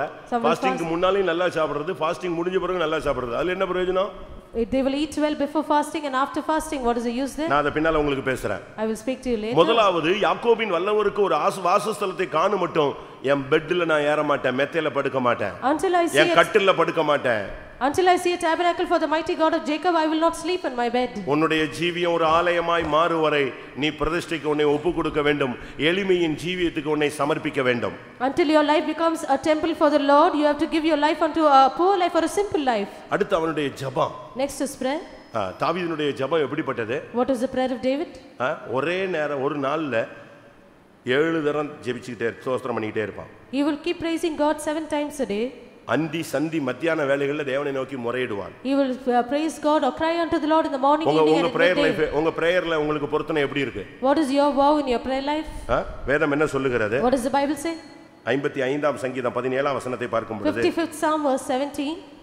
அந்தி சந்தி மத்தியான வேளைகளிலும் நான் தியானம் பண்ணி முறையிடுவேன். அந்தி சந்தி மத்தியானம், evening, morning and at noon. மூணு நேரத்திலையும் தேவனை நோக்கி முறையிடுகிற ஒரு பழக்கம் அவனுக்கு இருந்தது. He had a practice of crying unto the Lord 3 times a day. 119ஆம் சங்கீதம் 164ஆம் வசனத்தின்படி பார்க்கும் பொழுது 119th Psalm verse 164. அங்க என்ன சொல்லப்பட்டிருக்கிறது? Was it said there? உமது நீதி நியாயங்களின் நிமித்தம் ஒரு நாளில் 7 தரம் உம்மை துதிக்கிறேன். எப்படி? 3 தரம் ஜெபிக்கிறேன், 7 தரம் கர்த்தரை துதிக்கிறேன். 3 times a day I pray, 7 times I praise God. Muslims 5 தரம் அவங்க வாங்க ஊதுறாங்க. 5 times the Muslims will cry. 5 தரம் அவங்க தொழுகை பண்றான். 5 times they worship. கரெக்ட்டா அந்த டயத்துல முக்காடு போடுவான். At the right time they will make their way. அது அவனுடைய பாடம். That is his practice. அவன் அத படிச்சிருக்கான். They have practiced that. இன்னைக்கு நம்மில எப்படி ஜெபிக்கிறோம்? What is our state today? உங்களுக்கு அந்த டைம் வந்த உடனே உங்களுக்கு முழங்கால் வருதா? At the right time are you able to kneel down? தானியேலுக்கு அந்த ஜெப பழக்கம் இருந்தது. Daniel had this practice of prayer. தானியேல் 6ஆம் அதிகாரம் 10ஆம் வசனத்தை பார்க்கும் பொழுது Daniel chapter 6 verse 10. அங்க வேதம் என்ன சொல்லுகிறது? What does the Bible say? தான் முன்பு செய்த வந்தபடியே அவன் 3 விசையும் அவன் எருசலேமை நோக்கி ஜெபம் பண்ணினான். 3 times he looked up to Jerusalem and prayed as he did a 4th time. உங்களுடைய பிரேயர் லைஃப் தான் அது ஒரு பிரதிஷ்டையின் வாழ்க்கை. Your life of prayer is a life of consecration. உங்களுடைய வீடுகளில் ஜெபம் இருக்கா? Do you have prayer at your homes? உங்களுக்கு தனிப்பட்ட ஜெபம் இருக்கா? Do you have personal prayers? ஒரு வீட்ல போய் கேட்டேன், At one home I நீங்க எப்படி asked, ஜெபிக்கிறீங்கன்னு. how do you pray? நாங்க தனித்தனியா ஜெபிச்சுக்குவோம். We pray alone. நல்ல லட்சணமா தான் இருக்கு, அது நல்ல பதில். It is a good answer. 7 பேர் இருக்கிற 7 பேர் சேர்ந்து ஜெபிக்கிறது இல்லையா? 7 பேர் என்ன செய்வாங்களா? 7 புத்தியில இருக்கும்போது 7 ஜெபம் தானே இருக்கும். 7 members in the family, they pray. They will have 7 prayers separately. ஒருமித்து ஜெபிக்கிற அந்த பழக்கம் இல்ல. They do not have the practice of praying together. உன்னுடைய ஜெபத்துல உனக்கு ஒரு பிரதிஷ்டை தேவை. You need a consecration in your prayer. அதிகாலை ஜெபம், Early morning prayer, இரவு ஜெபம், night prayer, மதிய ஜெபம். prayer in the afternoon. தாவீது சொல்றான், 7 தரம் உம்மை துதிக்கிறேன். 7 times I praise you, says David. தானியேல் 3 விசை ஜெபித்தான். Daniel prayed 3 times a day. தாவீது 3 விசை ஜெபித்தான். David prayed 3 times a day. இன்றைக்கு உன்னுடைய ஜெபத்தின் தன்மை என்ன? What is the attribute of your prayer உன்னுடைய today? ஜெபத்துக்கு நீ பண்ணின பொருத்தனை நிறைவேற்றி இருக்கிறாயா? Have you fulfilled the vow that you have made concerning your prayer? 17ஆம் சங்கீதம் 3ஆம் வசனத்தில் பார்க்கும் பொழுது 17th Psalm verse 3. தாவீது என்ன சொல்லுகிறான்? What does David say? என் வாயை நான் திறக்க மாட்டேன் என்று நான் தீர்மானம் பண்ணி இருக்கிறேன். I have made a vow, I will not open my mouth. பிரச்சனையான நேரத்துல நான் என் வாயை திறக்கவே மாட்டேன். During time of trouble I will not open my mouth. தன்னுடைய வாயில அவனுக்கு அவன் வார்த்தைகளை கட்டுப்படுத்துவதில் ஒரு ஜெயம் இருந்தது. He was victorious to overcome or control his words. என் வாய் மீறாதபடி நான் தீர்மானம் பண்ணினேன். I have made a vow that I will not open my mouth. இன்னைக்கு எத்தனை பேருக்கு நம்ம ஆளுங்களுக்கு பேசுறதுக்கு அதுவாட்டு பேசிட்டே தூக்கத்திலே பேசுறானே. Our people even speak during their sleep. அப்படிதானே? தூக்கத்திலே பேசுறான், திருப்பி சும்மா இருக்கும்போது பேசிட்டு தானே இருப்பான். Even if in their sleep they speak, then they will speak. உங்களை எத்தனை பேருக்கு வாயை கட்டுப்படுத்த முடியும்? How many of you are able to hold your tongue? அதனால தான் தாவீது சொல்றான், நான் நலமானதையும் பேச மாட்டேன்னு சொல்றான். David says, I will not speak that which is good also. 39ஆம் சங்கீதம் 1-2 வசனங்கள்ல பார்க்கும் பொழுது நான் நலமானதையும் பேசாமல் ஊமையாய் இருந்தேன். 39th Psalm verses 1 and 2, he says, I have not spoken that which is good, I was silent. நம்ம ஆளுங்க சொல்லுவாங்க, நான் நல்லது தான் பேச போனேன். நல்லது பேசினா தானே பிரச்சனையே. Our people will say, I spoke that which is good. Bible சொல்லுகிறது நலமானதையும் பேசாமல் நான் ஊமையாக இருந்தேன். The Bible says, I have not spoken that which is good, I was silent. ஒருத்த வாயை கட்டுப்படுத்திட்டானா, கடிவாளம் போட்டுட்டானா அவன் ஜெயிச்சிட்டான்னு அர்த்தம். If a man has control his tongue, then he is victorious. ஒருவன் தன் நாவை அடக்காமல் இருந்து If a man does not bridle தன்னை his tongue, தேவபக்தி உள்ளவன் என்று எண்ணினால் if he counts himself to be அவனுடைய godly, தேவபக்தி வீணாயிருக்கும். his godliness is in vain. 24 hours பேசிக்கிட்டு நான் பெரிய பக்தின்னு சொன்னா என்ன பிரயோஜனம்? If you speak all 24 hours and say you're godly, then what is the profit then? யாக்கோபு 1:26 அதை சொல்லுகிறது. James 1:26 tells this. ஒருவன் தன்னை தேவபக்தி உள்ளவன் என்று எண்ணியும் தன் நாவை அடக்காமல் போனால் அவனுடைய தேவபக்தி வீண். If a man counts himself to be godly and does not bridle his tongue, then his godliness is in vain. அது எப்படிங்க 4 வார்த்தை சொல்லும்போது ஒரு வார்த்தையாவது பேசாம இருக்க முடியுமா? நாங்க என்ன ஊமையா, நாங்க என்ன செவிடா அப்படிங்கறீங்களா? Do you say, can I not return at least one word when 4 words are spoken against me? Am I dumb? என் தாசனை அல்லாமல் குருடன் யார்? Who is blind but my servant? நான் அனுப்பினவனை அல்லாமல் செவிடன் யார்? Who is deaf but my messenger? நீ செவிடனை போல போக வேண்டிய நேரம் உண்டு. There is a time you should be deaf. நீ குருடனை போல போக வேண்டிய நேரம் உண்டு. There is a time you should be blind. நீ ஊமையா இருக்க வேண்டிய நேரம் உண்டு. There is a time you should be dumb. நீ உன் வாய் மீறாதபடி நீ ஒரு கடிவாளத்தை போடணும். You have to bridle your mouth. யாக்கோபு 3ஆம் அதிகாரம் இந்த வார்த்தையை தெளிவாக சொல்லுகிறது. James chapter 3 gives us a clear explanation. ஒருவன் தன் சரீரத்தை அடக்கணும். A man should control his body. உங்களுடைய வாயை நீங்க கண்ட்ரோல் பண்ணிட்டீங்கன்னா நீங்க ஜெயிக்க ஆரம்பிச்சிட்டீங்கன்னு அர்த்தம். If you control your tongue then you are victorious. உன்னுடைய பொருத்தனை எப்படிப்பட்டது? What kind of vow have you made? உன்னுடைய படுக்கையில உனக்கு பிரதிஷ்டை இருக்கா? Do you have a consecration or a vow in your sleep? உன்னுடைய தூக்கத்துல உனக்கு பிரதிஷ்டை இருக்கா? Do you consecrate your sleep? உன்னுடைய ஜெபத்துல உனக்கு பிரதிஷ்டை இருக்கா? Do you make a vow in your prayer? உன்னுடைய வார்த்தைகள்ல உனக்கு பிரதிஷ்டை இருக்கா? In your words have you consecrated yourself? யோபு 31:1 பார்க்கும் பொழுது Job 31:1 அங்கே யோபு எப்படி உத்தமனாய் மாறினான்? How did Job become upright? என் கண்களோடு நான் உடன்படிக்கை பண்ணினேன். I have made a vow with my eyes. உன் கண்ணுல உனக்கு ஒரு உடன்படிக்கை வேணும். You should have a covenant with your eyes. உன் கண்ணுல உனக்கு ஒரு பிரதிஷ்டை வேணும். You should have a consecration with your eyes. உன் கண்களில் ஒரு பிரதிஷ்டை இருந்தால் நீ உத்தமனாய் மாறுவாய். If you have made a covenant with your eyes, you are upright. 24 hours டிவியை பார்த்துட்டு நீ பரலோகம் போலாம்னு நினைச்சா அது சாதிக்க முடியாது. If you think you can go to heaven watching the television all 24 hours, that is impossible. 24 hours நீ நெட்ல உட்கார்ந்துட்டு நீ பரலோகம் போணும்னு நினைக்க கூடாது. If you sit in front of the net all 24 hours, you desire to go to heaven, it is impossible. கண்களுக்கு நீ ஒரு கலிக்கம் போட வேண்டும். You should anoint your eyes with thyself. உன் கண்ணை நீ ஜெயிக்கணும். You should be overcoming in your eyes. கண் காண்பதெல்லாம் மாயை. All that your eyes see is vanity. கண் காண்கிறதுனால் திருப்தி அடைகிறதில்லை. Your eyes are not satisfied with all that it sees. கண்ணு தான் பாவத்தினுடைய முதல் இடம். Eye is the first seat of sin. பாவத்தினுடைய திறப்பின் வாசலே கண் தான். The entrance to sin is the eye. நீ கண்ணை கண்ட்ரோல் பண்ணிட்டேன்னா நீ பாவத்தை பாதி பகுதியை கண்ட்ரோல் பண்ணிட்டேன்னு அர்த்தம். If you control your eyes, then it means you control sin to an extent. நமக்கு அப்படி இல்லையே. That is impossible for us. பக்கத்துல உள்ளவங்க நல்ல saree கட்டிருந்தா அன்னைக்கு முழுசும் சர்வீஸே மைண்ட் வர்க் பண்ண மாட்டாங்க. If a person next to us wears a good saree, then the whole service is lost. இவங்க முடிஞ்ச உடனே சாப்பாட்டுக்கு போயிடுவாங்களா வெளியே போயிடுவாங்களா அதுக்கு முன்னால எப்படி கேக்குறது? How can I ask them before after the service is over whether they will go to eat or they will go out? நீ இப்படி வச்சிட்டு பரலோகத்துக்கு போக முடியாது. With such a mind you cannot go to heaven. உன் கண்ணுல ஒரு control தேவை. You should control your eyes. Bible சொல்லுகிறது. The Bible says. அவன் யோபு அழகாக சொல்லுகிறான். Job beautifully says. என் கண்களோடு உடன்படிக்கை பண்ணின நான். I have made a covenant with my eyes. எப்படி அவன் ஒரு உத்தமனா மாற முடியும்? How can he become upright? எப்படி பொல்லாப்புக்கு விலக முடியும்? How can you depart from evil? எப்படி அவன் பாவத்துக்கு விலகி ஓட முடியும்? How can he depart from evil and run away? எப்படி தேவன் அவனை பத்தி சாட்சி சொல்ல முடியும்? How can the Lord witness for him? அவன் சொல்றான் எனக்கு சாட்சி பகிர்கிறவர் உன்னதத்தில் இருக்கிறார். He says the one who is above who can testify for me. அவன் சொல்றான் என் மீட்பர் உயிரோடு இருக்கிறார் என் கண்கள் அவரை காணும். He says my redeemer lives and my eyes shall behold him. எப்படி அவன் சொல்றான்? How does he boldly confess? எப்படி அவனால சொல்ல தைரியம் வந்தது? How does he boldly confess? கண்ணுல பிரதிஷ்டை இருந்தது. He made a covenant with his eyes. இன்னைக்கு நம்மள எத்தனை பேருக்கு கண்ணுல பிரதிஷ்டை இருக்கு? How many of us have made a covenant with our eyes? உன்னுடைய கண்ணை கண்ட்ரோல் பண்ணிட்டேனால நீ ஜெய ஜீவியத்துல பாதி பகுதியை தாண்டிட்டேன்னு அர்த்தம். If you have controlled your eyes, you have come halfway through in your victorious life. வேதம் என்ன சொல்லுகிறது? What does the Bible say? ஒரு சிலர் பொருத்தனை பண்றாங்க அதை மாத்தலாமான்னு கேக்குறாங்க. Some make a vow and ask if they can change it. இது எப்படி மாத்துறது? How can it be altered? Bible சொல்லுகிறது. The Bible says. ஒரு மனைவி புருஷனுக்கு தெரியாம ஒரு பொருத்தனை பண்ணா அத மாத்தலாம். The wife makes a vow without the knowledge of the husband, it can be altered. ஒரு குழந்தை பெற்றோருக்கு தெரியாமல் ஒரு பொருத்தனை பண்ணினால் அது சரியில்லை என்று கண்டால் பெற்றோர் மாற்றலாம். A child makes a vow without the knowledge of the parents, and if it's not right, it can be altered. அது என்னாகமம் 30ஆம் அதிகாரம் 2-3 வசனங்கள்ல நீங்க வீட்ல போய் உட்கார்ந்து படிச்சு பாருங்க. Numbers chapter 30 verses 2 and 3 you can read at your homes. வேற யாரும் அத மாத்த முடியாது. No one else can alter it. ஏனா புருஷனும் மனைவியும் ஒரே சரீரம். Because the husband and wife are one body. இது எலும்பும் சதையும் சேர்ந்தது. It is like the bone and the அவள் என் எலும்பில் எலும்பும் என் மாம்சத்தில் மாம்சமாய் இருக்கிறார். She shall be bone of the bones and flesh of my flesh. அதனால தான் ஊழியக்காரங்க வந்து தனியா பிரதிஷ்டை பண்ணலாம். That is why the servants of God can make this consecration alone. ஆனா குடும்பத்துல உள்ளவங்க புருஷனுக்கு தெரியாம மனைவியோ மனைவிக்கு தெரியாம புருஷனோ பொருத்தனை பண்ண கூடாது. But the family members should not make any consecration, the husband without the knowledge of the wife and vice versa. நான் இப்படி தான் இருப்பேன். This is how I will be. அப்படிலாம் நீ வீட்ல போய் பிடிவாதம் பண்ண கூடாது. You should not be stubborn at your home. நீ உட்கார்ந்து உன் புருஷனோடு பேசணும். Speak with your husband. ஒரு புருஷன் பிரதிஷ்டை பண்றாருன்னா மனைவியோட உட்கார்ந்து பேசணும். The husband is making a vow, he should speak with his wife. ஒரு சரியான அண்டர்ஸ்டாண்டிங்க்கு வரணும். You come to a proper understanding. அது விசுவாசத்துக்குரிய காரியமா இருந்தாலும், if it is belonging to பரிசுத்தத்துக்குரிய காரியமா இருந்தாலும், pertaining to holiness, அது காணிக்கைக்குரிய காரியமா இருந்தாலும், pertaining to offering, எந்த ஒரு காரியம்னாலும் நீங்க பொருத்தனை பண்ணா நீங்க வந்து ரெட்டை மாட்டு வண்டி. whatsoever it be, you are like a bullock cart with 2 oxen. அப்படிதானே? நாங்கெல்லாம் ஒத்த மாட்டு வண்டி. We all are bullock carts with 1 oxen. நாங்க விழுந்தாலும் எந்திச்சாலும் பிரச்சனையே கிடையாது. Whether we fall or rise up, ஆனா நீங்க ரெட்டை மாட்டு வண்டி. But you are bullock carts with 2 oxen. ஒன்னு படுத்துருச்சுன்னா அடுத்தது தலைகீழ சுத்தினாலும் அங்கதான் சுத்தும். If one will lie down, if the other tries to move, it cannot move, it can be there. அதனால பொருத்தனை பண்ணும்போது நம்ம கவனமா பண்ணணும். You make a vow, you have to be careful. கர்த்தருடைய பரிசுத்த நாமத்துக்கு மகிமை உண்டாவதாக. Glory be to the holy name of the Lord. யாக்கோபு ஒரு பொருத்தனை பண்ணினான். Jacob made a vow. யாக்கோபுனுடைய பொருத்தனை என்ன? What was his vow?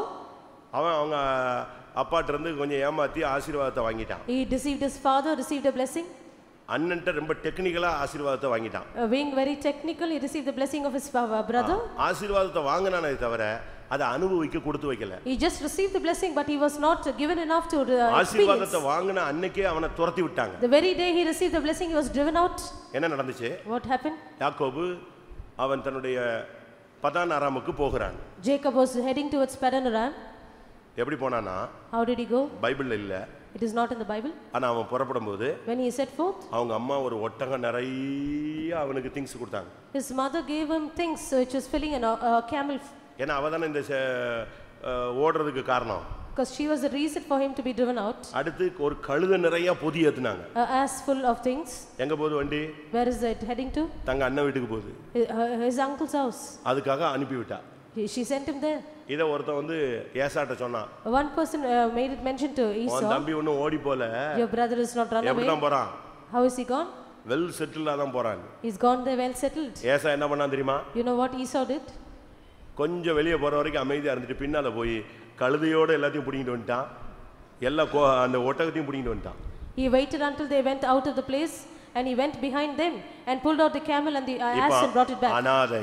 Now he is an orphan. ஒண்ணுமே கிடையாது. He has nothing. ஆண்டவர் பைபிள்ல சொல்லி இருக்கிறது யாக்கோபை எங்க கண்டுபிடிச்சாரு? The Bible says, where did the Lord find Jacob?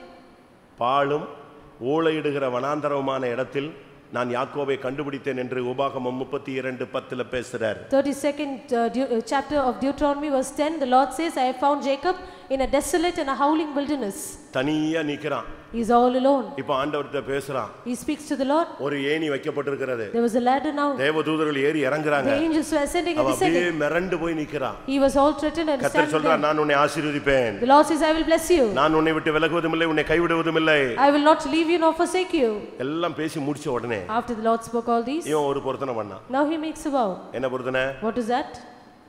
ஆண்டவரே, O Lord, நான் நல்ல ஆசீர்வாதமா திரும்பி வந்தேன்னா if I will return being blessed, என் சம்பாத்தியத்துல எல்லாம் என்ன கொடுத்துருவேன்? I will give all my earnings. தசமபாகம் கொடுப்பேன். As a tithe of all my earnings. ஆதியாகமம் 28ஆம் அதிகாரம் 22ஆம் வசனம். Genesis 28 verse 22.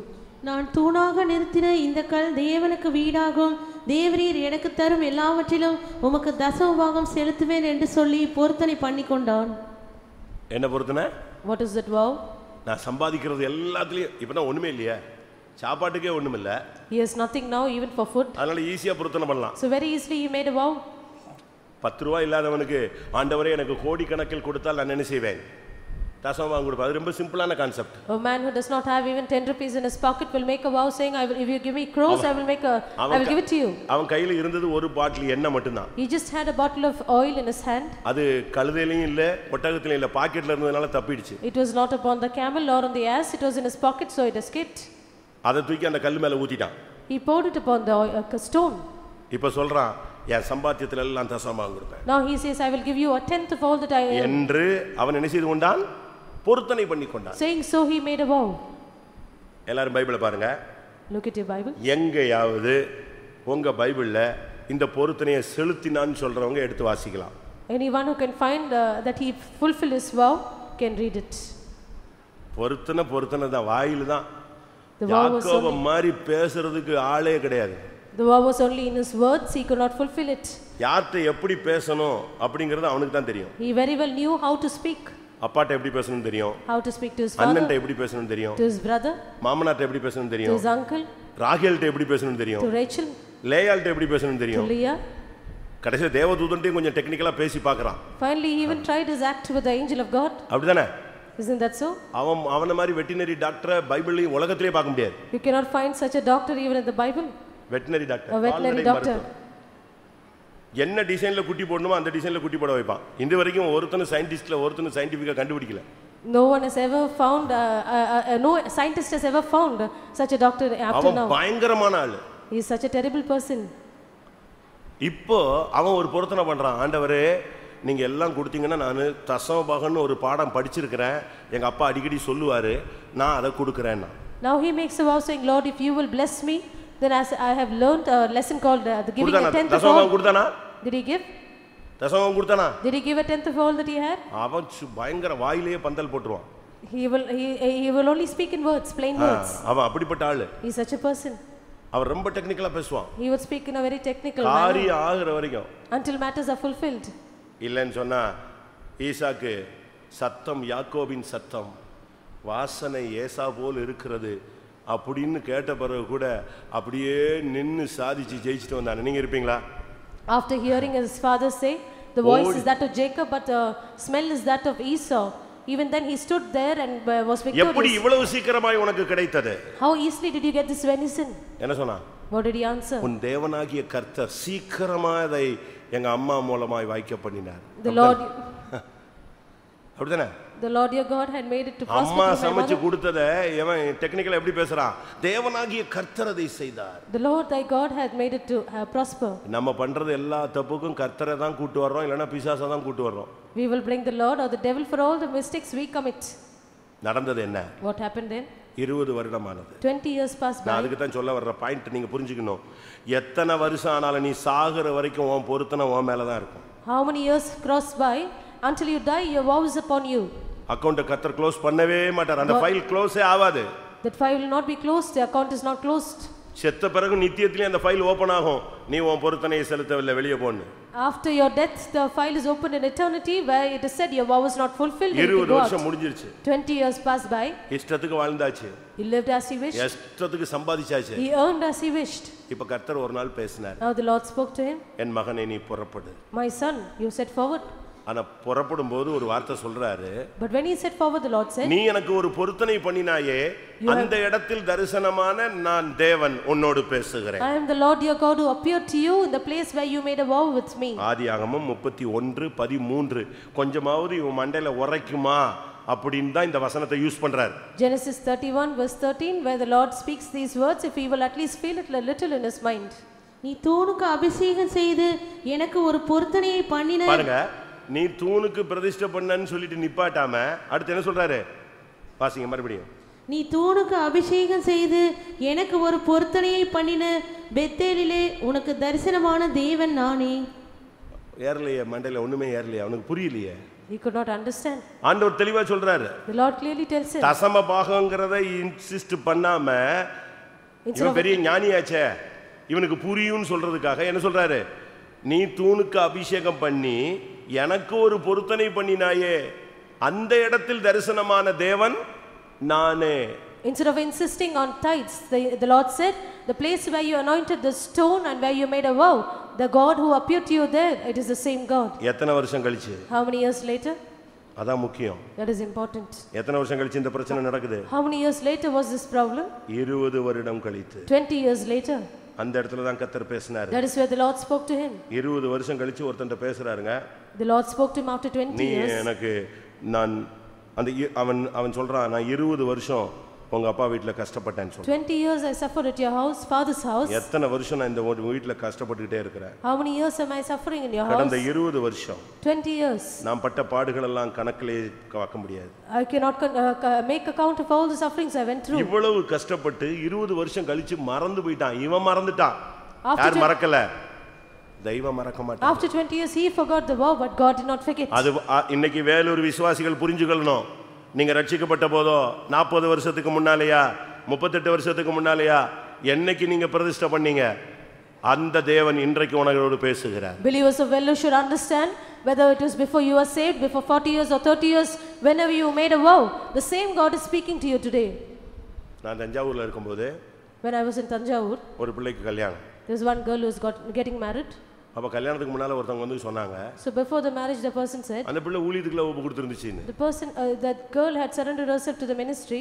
நான் கூப்பிட்டேன். I called her. நீ ஊழியத்துக்கு ஒப்பு கொடுத்திருந்தியா? did you give up, dedicate yourself for the ministry? மாயவரத்துல ஒரு கூட்டம் வச்சாரு. பாஸ்டர் மனாசே எழுப்புதலா பேசினாரு. நாங்க எல்லாரும் யாரெல்லாம் ஊழியத்துக்கு வரோன்னா நானும் கையை வைத்துட்டு ஸ்டேஜுக்கு ஏறிட்டேன். அப்ப அன்னைக்கு ஸ்டேஜுக்கு ஏறிட்டு இன்னைக்கு ஸ்டேஜை விட்டு இறங்கிட்டியே.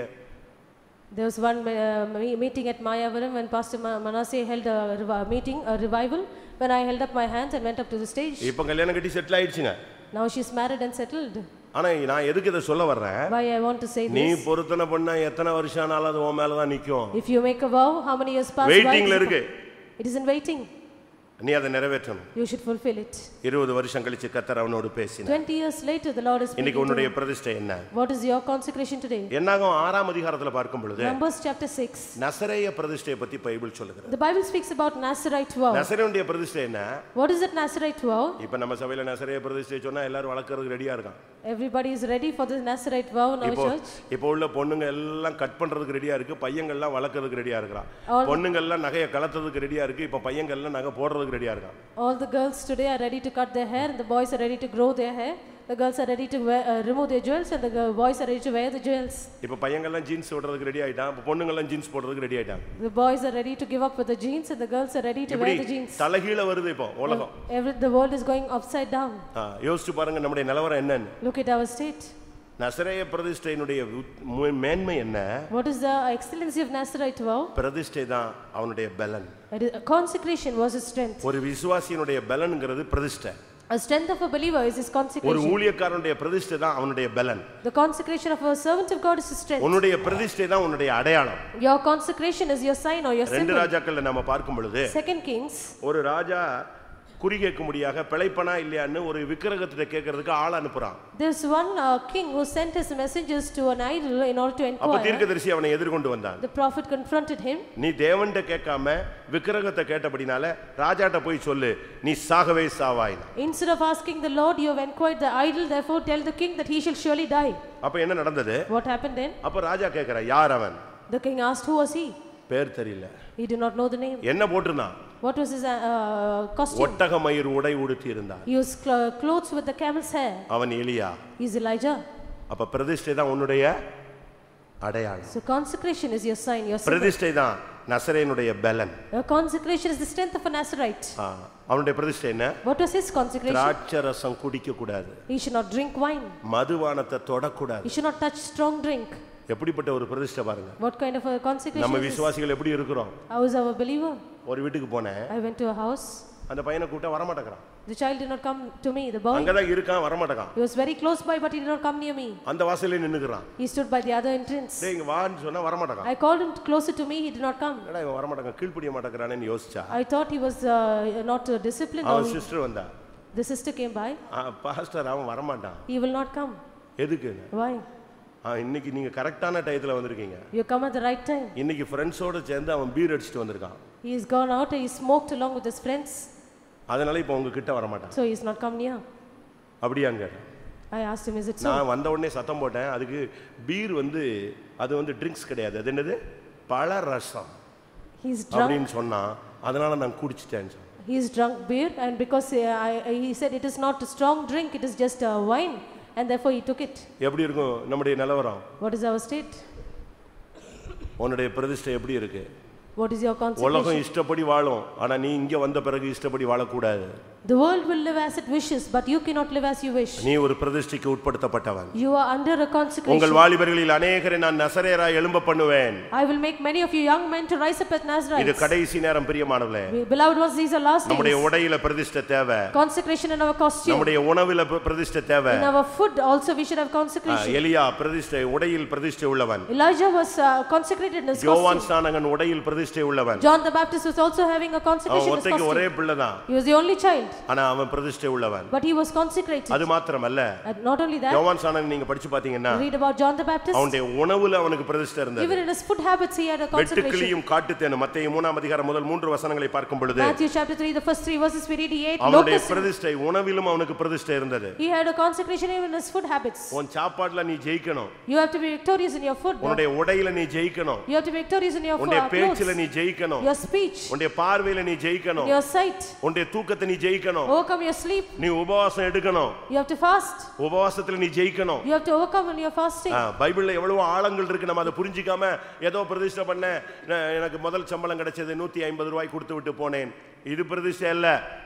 வாழ்க்கையை பலிபீடத்துல வைக்கணும். I got my first salary, I gave 150 rupees. That is not consecration. Place your life on the altar. தானியேல் 1:8ல பார்க்கும் பொழுது Daniel 1:8. தானியேல் என்ன பிரதிஷ்டை பண்ணா? What did Daniel consecrate? ராஜாவின் போஜனத்தினால் நான் தீட்டுப்பட மாட்டேன். I will not defile myself with the king's meat. எவ்வளவு அருமையான ஒரு பிரதிஷ்டை. What a beautiful consecration. அவனுக்கு இஷ்டத்துக்கு சாப்பிடலாம். He can eat as he wishes. இஷ்டத்துக்கு உடுத்தலாம். He can wear as he wishes. அப்படி அல்ல. That was not so. மனது மாம்சம் விரும்பினபடி போகிறது நம்முடைய மார்க்கத்தினுடைய புனிதத்தன்மை அல்ல. The purity of our religion is not to live as we wish. உன்னுடைய முடியில பிரதிஷ்டை இருக்கணும். Consecration in your hair. உன் சிந்தையில பிரதிஷ்டை இருக்கணும். Your mind. உன் கண்கள்ல பிரதிஷ்டை இருக்கணும். Your eyes. உன்னுடைய வார்த்தையில பிரதிஷ்டை இருக்கணும். Consecration in your words. உன்னுடைய உணவுல பிரதிஷ்டை இருக்கணும்.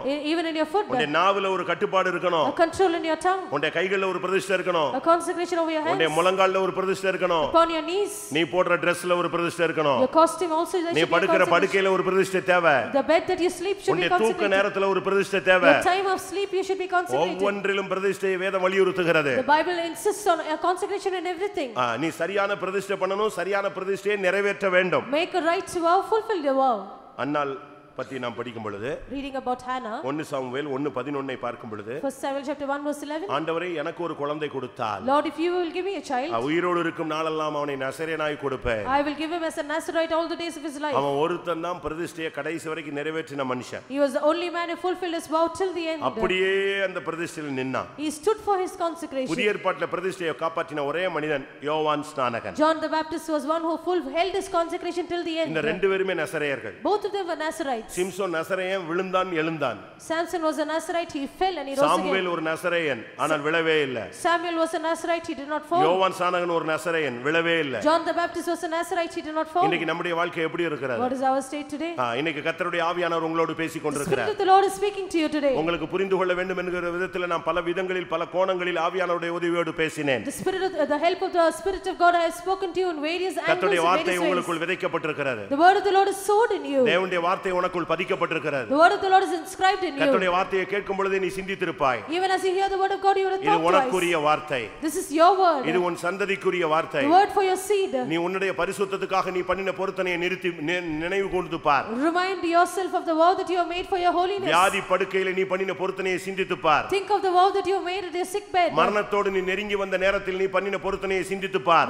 Remember the vow that you have made when you were closer to death. கர்த்தர் உன்னோடு நெருங்கி வந்த காலங்களில் நீ பண்ணின பொருத்தனையை நினைநிறுத்தி பார். Remind yourself of the vow that you made when the Lord was closer to you. பிரியமானவர்களே, உங்களில் எத்தனை பேர் பொருத்தனையை நிறைவேற்றிக் கொண்டிருக்கிறீர்கள்? Beloved ones, how many of you are fulfilling the vow that you made? நீ பொருத்தனை பண்றது நல்லது, அதை நிறைவேற்றணும். It is good you are making a vow, but fulfill it. அது சின்னதோ பெருசோ, though it be small or great, அது எழுத்தின்படியோ இல்ல ஆவிக்குரிய பிரகாரமோ, be it literal or spiritual, எல்லாத்தையும் நீ நிறைவேற்றணும். Everything should be fulfilled. அது தசமமாக இருந்தாலும் கர்த்தர் கணக்குல வச்சிருப்பார். Be it the tithes, the Lord has it in his account. அது நசரேய பிரதிஷ்டையா இருந்தாலும் கர்த்தர் கணக்குல வச்சிருப்பார். A Nazarite vow, the Lord has it in his account. அது உன் யுத்தகளத்துல நீ பண்ண பொருத்தனையா இருந்தாலும் கர்த்தர் கணக்குல கேட்பார். Even if it is a vow that you made in a battlefield, the Lord has it in his account. ஒருவேளை நீங்கள் வாலிப பிராயத்துல நீங்க பொருத்தனை பண்ணிருக்கலாம். Maybe you made a vow in your youth. இன்னைக்கு अनेகர் லேட்டான பிறகு தான் யோசிக்கிறாங்க. Many think after it is late. ஒரு பொண்ணுக்கு கல்யாணம் ஆயிருச்சு. This one child was கல்யாணம் ஆகி டைவர்ஸ் கோர்ட்ல கேஸ் இருந்துச்சு. There was a case in the court because she was about to divorce. வந்து ஃபெய்த்தம்ல அழுதா. She came to the church and cried. என்னன்னு கேட்டேன். I asked her what. அவளுக்கு ஒரு doubt. She had a doubt. ஒருவேளை என்னை ஊழியத்துக்கு அழைச்சிருப்பாரோ? Perhaps the Lord called me to the ministry. அதனால தான் என் வாழ்க்கை இப்படி ஆயிருச்சு. That is why my life is like this. நான் சொன்னேன் கல்யாணம் கட்டறதுக்கு முன்னால யோசிக்க வேண்டியது கல்யாணம் கட்டி குழந்தை பெத்து சண்டைய போட்டு டைவர்ஸ் ஆகி கோர்ட்ல ரெண்டு பேரும் இடிச்சிட்டு நிக்கிறீங்க. இப்போ தான் எதுக்கு யோசிக்கறாங்களா? ஒருவேளை ஊழியத்துக்கு அழைச்சிருப்பாரோ? You should have thought this before you got married, but now you're married, you have a child, you also fought, you come to the court for a case. And now you think if the Lord has called you for the ministry. நான் தர்மபுரியில இருக்கும்போது when I was in Dharmaburi, கிருபாசன சபையில ஒரு பாஸ்டரை பார்த்தேன். There was one pastor in the church called Kirbasanam. அவருக்கு கொஞ்சம் பிரச்சனை இருந்துச்சு. He had some problems. அப்ப அவர் என்னைய வந்து கேட்டாரு. He asked me. நான் இந்த ஊழியத்துக்கு வந்து தப்போன்னு நினைக்கிறேன். I think if it is wrong that I came into this ministry. நான் சிபிஎம் ஊழியத்துக்கு வந்துட்டுமா? I should have come to the CPM ministry. நான் சொன்னேன் என்னதுக்கு? What for? கடைசில விசாரிச்சு பார்த்தா அவன் சிபிஎம் காரன். He belonged to this denomination at the end. அவனு கேட்டா நான் இரும்புலியூர்ல வேலை எல்லாம் செஞ்சிருக்கிறேன் அப்படினா. He said, I have worked at Irumliur. திருப்பி இப்படி போனேன். Then why did you go this way? எனக்கு கடன் இருந்துச்சு. I had debts. கடனை தீர்க்க முடியல. I could not solve my debts. அந்த சபையில ஒரு ஆள் தீர்த்தாரு. One person in the church நான் அந்த solved சபையில my ஊழியத்துக்கு debts. வந்துட்டேன். So I came to the ministry. இப்போ ஊழியத்துல பயங்கர பிரச்சனையா There are இருக்கு. so many problems here. CPM ஊழியத்தை விட்டதனால தான் எனக்கு இதுவோன்னு இப்போ குழம்பிக்கிட்டு இருக்கேன். Now I'm lamenting because I have not gone to the ministry there. அப்ப நீ அங்க இருந்து வந்தறாத, நீ அங்கேயே இருந்த. I said, do not come out of there, you be there. இங்க வந்து ஒரு 2 மாசம் கழிச்சு ஒரு பிரச்சனை வந்த உடனே நான் கிருபாசனத்தை விட்டதுதான் தவறோ அப்படினா நான் என்ன பண்றது? After you come here and face problems within 2 months, then you will say it is wrong that I have left that church. இன்னைக்கு சென்னையில கிருபாசனத்துல இருக்கறான். He is still remaining in that denomination today in Chennai. நான் எதுக்கு இத சொல்றேன்? Why do I say this? நீங்க பண்ண பொருத்தனை எல்லாம் ஞாபகத்துக்கு வந்துருச்சா? Have you reminded yourself of the vows you made? பணமா? Is it money? Dressa? Or your சாப்பாடா? Or food? தூக்கமா? Sleep? ஹேர் கட்டா? Your haircut? எது நீ யோசிச்சு பாருங்க. You can think. உங்களுடைய பொருத்தனை என்ன? What is your vow? பொருத்தனை பண்ணா கட்டாயம் கொஞ்சம் வலி இருக்கும். If you have made a vow, then you will face a little difficulty. எல்லா பொருத்தனையிலும் என்ன இருக்கு? அது ஒரு பலி. பலியை செலுத்தினா என்ன உண்டு? காயம் இருக்கும், ஒரு வேதனை இருக்கும். Every vow has a sacrifice. When you offer a sacrifice, there is a hurt or a pain. நான் white and white தான் போடுவேன் பண்ணிட்டீங்கன்னு வெச்சுக்கங்க. If you have made a vow that you will wear white and white. நாளைக்கு ஒரு கல்யாணத்துக்கு போறீங்க. ஐயோ அப்படிமா. நீ வராதேம்பா. நீ போக முடியாது. உடனே உனக்கு மனசு கஷ்டமா இருக்கும். Suppose you go to a marriage and they will scorn you and mock you and ask you not to come and you will feel hard. நான் ஒரு நாள் விசிட்டிங் போனேன். I went for visiting once. அப்பதான் ஒரு police வீட்டை விட்டு வெளிய வர்றான் வேலைக்கு போறதுக்கு. There's one police who came out of the house to go to his job. நான் கிராஸ் பண்ணிட்டேன். I crossed. அவனுக்கு ரொம்ப கஷ்டம். ஏன்னா நான் என்ன போட்டுருக்கேன்? He found it hard because உடனே அந்த டூ வீலர் ஒரு சுத்தி வீட்டுக்குள்ள போய்ட்டான். He took a round with his two wheeler, went back to his house. எனக்கு புரிஞ்சிக்கிச்சு. அவனுக்கு நான் குறுக்க வந்தது பிரச்சனை. ஆனா அவன் டிராஃபிக் போலீஸ். அவன் போட்டுருக்கிறது ஒயிட் தான். He was a traffic police, he was wearing white. அப்பதான் யோசிச்சேன், அப்ப இவனை பார்த்து எத்தனை பேர் வண்டியை சுத்துவான்? How many people will go around looking at him? நல்லா புரிஞ்சுக்கணும். நீ ஒரு பொருத்தனை பண்ணாயா, அதுல ஆணி அடிச்ச மாதிரி நிக்கணும், அப்படியே நிக்கணும். செத்தா கூட அதிலே தான் நிக்கணும். If you have made a vow, you have to stand for the vow that you made. அதுக்கு தான் நான் முதல்லயே சொன்னேன், குடும்பத்துல இருக்கிறவங்க பொருத்தனை பண்றதுக்கு முன்னால யார்ட்ட கேளு? மனைவியை கேளு, புருஷனை கேளு. That is why I mentioned before, those who are in the family, before you make a vow. வாலிப பையங்க பிள்ளைங்க பொருத்தனை பண்ணும்போது யார்ட்ட கேளுங்க? பெற்றோர்ட்ட கேளுங்க. The young boys and girls, before you make a vow, consult சரியான விதத்துல பொருத்தனை பண்ணுங்க. In the right manner make a vow. பொருத்தனை பண்ணாம பரலோகத்துக்கு போக முடியாது. Without making a vow, you cannot go to heaven. யாரை கூட்டி சேர்ப்பார்? Whom will the Lord gather? வசனம் என்ன சொல்லுகிறது? What does the word of God say? வேதம் என்ன சொல்லுகிறது? What does the Bible say? பலியினால் என்னோடு கூட பொருத்தனை பண்ணின என்னுடைய பரிசுத்தவான்களை கூட்டி சேருங்கள். Gather my saints who made a covenant with me by sacrifice. 50ஆம் சங்கீதம் 5ஆம் வசனம் வாசிங்க. 50th Psalm verse 5. பலியினாலே என்னோடே உடன்படிக்கை பண்ணின என்னுடைய பரிசுத்தவான்களை என்னிடத்தில் கூட்டுங்கள் என்பார். ட்ரெஸ்ல உனக்கு பிரதிஷ்டை. ஒரு சிலர் கொடை பிடிக்க மாட்டாங்க. Some will not hold an umbrella. ஒரு சிலர் மருந்து எடுக்க மாட்டாங்க. Some will not take medicines. ஒரு சிலர் நகை போட மாட்டாங்க. Some will not wear jewels. ஒரு சிலர் கடன் வாங்க மாட்டாங்க. Some will not borrow. அப்படிதானே?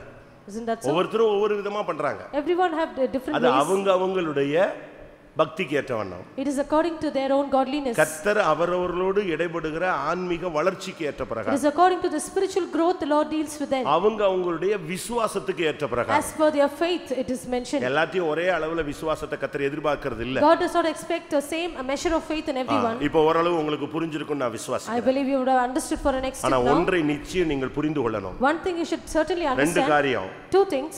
ஒன்று, நீ உடன்படிக்கை பண்ணினாதான் அதை நிறைவேற்றினாதான் உன்னை கூட்டி சேருங்கள்ங்கற சத்தம் கேட்கும். One thing, only if you make a vow and fulfill the same, பலியினால் என்னோடு கூட உடன்படிக்கை பண்ணின என்னுடைய பரிசுத்தவான்களை கூட்டி சேருங்க. Gather my saints who made a covenant with me by sacrifice. இரண்டாவது, secondly, நீ பொருத்தனை நிறைவேற்றினாதான் only if you fulfill your vow, பிசாசு உன் பக்கத்துல வர மாட்டான். the devil will not come near you.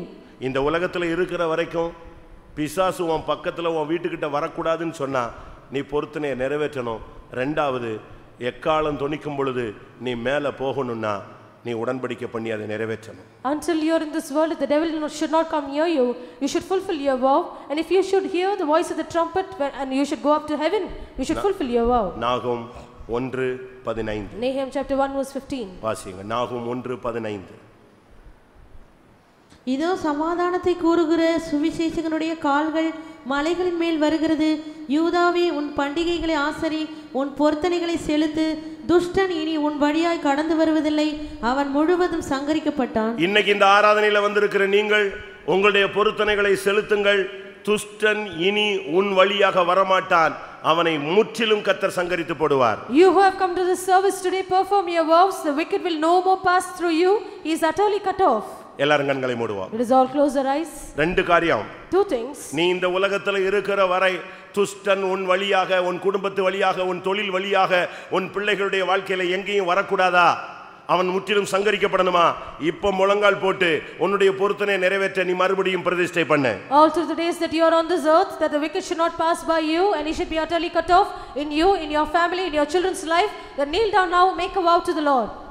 இரண்டாவது, Secondly, நீ உன்னுடைய பொருத்தனை நிறைவேற்றினால், if you will perform your vow, எக்காலம் தொனிக்கும் பொழுது என்னுடைய பரிசுத்தவான்களை கூட்டி சேருங்கள் என்கிற சத்தம் உனக்கு கேட்கும். when the trumpet shall sound, you shall hear the voice which says, gather my saints. பொருத்தனையை நிறைவேற்றினவர்கள் மறுரூபமாவார்கள். Those who have fulfilled their vows will be இந்த transformed. வார்த்தையை விசுவாசிக்கிற எல்லாரும் கண்களை மூடி நெடுமுழங்கால் போடலாம். Everyone who believes on this word, close your eyes, kneel down. கர்த்தர் உன்னோடு பேசிக் The கொண்டிருக்கிறார். Lord is speaking with you. என் மகனே, என் மகளே, My child, my son, my நீ daughter. பொருத்தனை பண்ணின பெத்தேலில் தரிசனமான தேவன் நானே. I am the God who appeared to you in Bethel, in the place where you made a உன்னை vow. அழைத்த தேவன் நானே. I am the God who called you. கடந்த காலங்களில் உனக்கு தரிசனமான தேவன் நானே. I am the God who appeared to you in the past days. பாவத்திலிருந்து உன்னை விடுதலையாக்கின தேவன் நானே. I am the God who delivered you from sin. பாவத்திலும் அக்கிரமத்திலும் அநியாயத்திலும் உழன்று போய் கொண்டிருந்த உன்னை தேடி வந்து உன்னை ரட்சித்தது நானே. I am the God who sought you and saved you, you who were dying in sin and were visiting in sin. போடுங்க, முழங்கால் போடுங்க. Kneel down. கர்த்தர் உன்னோடு பேசிக் கொண்டிருக்கிறார். The Lord is speaking with you. தெளிவாய் பேசிக் கொண்டிருக்கிறார். Clearly the Lord is speaking with you. நீ பண்ணின பொருத்தனை உனக்கு இன்றைக்கு ஞாபகத்தில் வந்திருக்கும். The vow that you have made would have come to your mind again. ஜெயம் கொடுத்தார், He gave you the victory. சுகம் கொடுத்தார், He gave you healing. விடுதலை கொடுத்தார், He gave you deliverance. ஆசீர்வாதம் கிடைத்தார். You received blessing. நான் பொருத்தனை பண்ணி அதை நிறைவேற்றுவேன் என்று சொன்னாயே. You said, I will make a vow and perform it. என் பிள்ளையே, நீ அதை நிறைவேற்றினாயா? My child, have you performed your vow? உன் படுக்கையில் நீ ஒரு பொருத்தனை பண்ணினாய். On your bed you made a vow. மெத்தையில் படுக்க மாட்டேன், I will not sleep on my bed. கட்டிலில் படுக்க மாட்டேன், I will not sleep on my bed. கொஞ்ச நேரம் தான் தூங்குவேன், For a short while only I will sleep. அதிகாலையில் தேவனுடைய சமூகத்திலே விழித்து கிடப்பேன், Early in the morning I will be in the presence of God. ராத்திரியில் முதற் சாமத்தில் எழும்புவேன், I will wake up in the night watch, in the first N watch. கைகளை ஏறெடுப்பேன். I will raise up my hands. நீ பண்ணின பொருத்தனை நினைவு கூர்ந்து பார். Remember the vow that you have made. உன்னுடைய உபவாச நாட்களை நினைத்து பார். Remember the days of fasting. உன்னுடைய Dressல நீ பண்ண பொருத்தனை நினைத்து பார். Think of the vow that you have made in your dress. உன்னுடைய கண்களில் நீ பண்ணின பொருத்தனை நினைத்து பார். Remember the covenant you made with your eyes. உன் செவிகளில் நீ பண்ணின பொருத்தனை நினைத்து பார். Remember the covenant you made with your ears. உன்னுடைய உணவு, உன்னுடைய உடையில் நீ பண்ணின பொருத்தனை நினைத்து பார். With your food and with your clothing that you have made a covenant, you remember them. ஆண்டவரே, எனக்கு ஒரு குழந்தை கொடுத்தால் Lord, அதை உமக்கே கொடுப்பேன் என்று அன்னாளை போல சொன்ன நாளை நினைத்து பார். Remember the day you made a vow like Hannah, saying, Lord, if you give me a child, I will give it to you. கண்ட இடத்தில் செலுத்தாதே. Do not offer it in the place where thou seest. மறுபடி யோசிக்காதே. Do not think twice. உன் பொருத்தனை உன்மேல் இருக்கிறது. Your vow is upon you. கொஞ்ச நேரம் கண்களை மூடுவோம். For a short while let us close our சில eyes. நிமிடங்கள் தாழ்த்தி ஒப்பு கொடுப்போம். Few moments let us humble ourselves, surrender. உங்கள் எத்தனை பேர் உணர்த்தப்படுகிறீர்கள்? How many of you are convicted? நான் பொருத்தனை பண்ணினேன், அது உண்மை என்று சொல்லுகிறவங்க கை வைத்துங்க பார்க்கலாம். All those who say I made a vow and it is true, lift up your hands. ஆவிக்குரிய பொருத்தனையோ பூமிக்குரிய பொருத்தனையோ, Be it spiritual vow or a earthly vow, அறிந்தோ அறியாமலோ, knowingly or unknowingly, அந்த காலத்துல புரிந்தோ புரியாமலோ, whether you understood or not. நாம் பல பொருத்தனை பண்ணின ஒரு ஆள் நின்னு ஒத்துக்கொள்றவங்க எத்தனை பேர்? How many of you say I have made many vows, multiple vows? இன்றைக்கு கர்த்தருடைய சன்னிதானத்தில் நான் உணர்கிறேன். Today I realize in the presence of God, அநேக பொருத்தனைகளை நிறைவேற்றி இருந்தாலும், though I fulfilled many vows, இன்னும் நான் நிறைவேற்றாத பொருத்தனைகள் என் மேல் இருக்கிறதை கர்த்தருடைய சன்னிதானத்தில் உணர்கிறேன் சொல்றவங்க இப்ப கை வைத்துங்க. Those who say I realize that there are so many vows yet to be performed and it is upon me, lift up your hands in the presence of God. பிரியமானவர்களே, அதை என்றைக்கு நிறைவேற்ற போகிறீர்கள்? Beloved ones, when are you going to perform your vows? இன்றைக்கு இந்த பரிசுத்த ஸ்தலத்தில் கர்த்தர் உன்னோடு கேள்வி கேட்கிறார். The Lord is questioning you in this sanctuary today. நீ என்றைக்கு நிறைவேற்ற போகிறாய்? When are you going to perform them? ஒரு சான்ஸ். One chance. இன்றையிலிருந்து நிறைவேற்ற ஒப்பு கொடுக்கிறவர்கள் கரங்களை உயர்த்துங்க. Those who surrender yourself to perform your vows from today on, lift up your hands. நான் திரும்பவும் சொல்லுகிறேன், I repeat, மறுபடியும் இந்த பொருத்தனையை கர்த்தர் காண்கிறார். the Lord is watching your vow once again. உன் வலது கையை கர்த்தர் பார்க்கிறார். The Lord is seeing your right hand, உன் உடையில், your garment, உன் உணவில், your food, உன் உட்கார்தலில், your sitting down, உன் எழுந்திருக்குதலில், your rising up, உன்னுடைய பார்வையில், your sight, உன்னுடைய பேச்சில், your speech, உன்னுடைய நடக்கையில், your conversation, உன்னுடைய ஜெபத்தில், your prayer, உன்னுடைய உபவாசத்தில், your fasting. ஒவ்வொன்றிலும் நீ பண்ணின பொருத்தனை மறந்து போக மாட்டார். He will not forget the vow that you have made in each and everything. ஏன் இந்த பொருத்தனை அவர் எதிர்பார்க்கிறார்? Why does he expect your vow? நீ எப்பொழுது உடன்படிக்கை பண்ணினாயோ அப்பொழுது நீ பரிசுத்தவானாய் மாற்றப்படுகிறாய். When you made a vow, you are made sanctified. பலியினால் என்னோடு கூட உடன்படிக்கை பண்ணின என்னுடைய பரிசுத்தவான்கள் என்று உன்னை உரிமை பாராட்டுவார். Together my saints who made a covenant with me by sacrifice. நீ அதை நிறைவேற்றும் பொழுது நீ பரிசுத்தவானாய் மாறுவாய். When you perform your vow, you are a saint. என்னுடைய பரிசுத்தவான்களை கூட்டி சேருங்கள் என்பார். He will say, gather my saints. நீ பொருத்தனையை நிறைவேற்று, perform your vow, ஒப்புக்கொடு, surrender yourself. கர்த்தர் பலன் தருவார். The Lord will grant you strength. சத்துரு தோற்று போவார். The enemy will be defeated. Hallelujah. Ribaharia rabala kataravalia, rikabala baribala bakara bakatira bala, hidabala katira bala bakaravania. Amen. Hallelujah, hallelujah. Hitarabala karaba karaba katarava. எத்தனை பேர் மறுபடி surrender பண்றீங்க? உங்களை எத்தனை பேர் மறுபடியும் இன்றைக்கு உங்களை பொருத்தனைக்கு ஒப்பு கொடுக்கிறீர்கள்? How many of you surrender yourself to this vow once again? அவங்க மட்டும் கை வைத்துங்க, நாம் அவங்களுக்காக ஜெபிச்சு கூட்டத்தை முடிக்க போறோம். Only such people lift up your hands. We will pray for you and finish the meeting. கர்த்தாவே, இதுவரை நான் பண்ண பொருத்தனைகள்ல अनेक காரியங்கள்ல உண்மை இல்ல, கிருபையினால் என்னை மன்னியுங்க. Lord, I was not faithful in all the covenants I have made up till now. By grace you pardon me. வாயை திறந்து சொல்லுங்க. Open your mouth and tell these words. ஆண்டவரே, ஒரு விசை என்னை மன்னியும். Lord, pardon me once more. ஆனா இன்னையிலிருந்து நான் அதை நிறைவேற்றுவேன். Today on I will fulfill my vow. எத்தனை பேர்?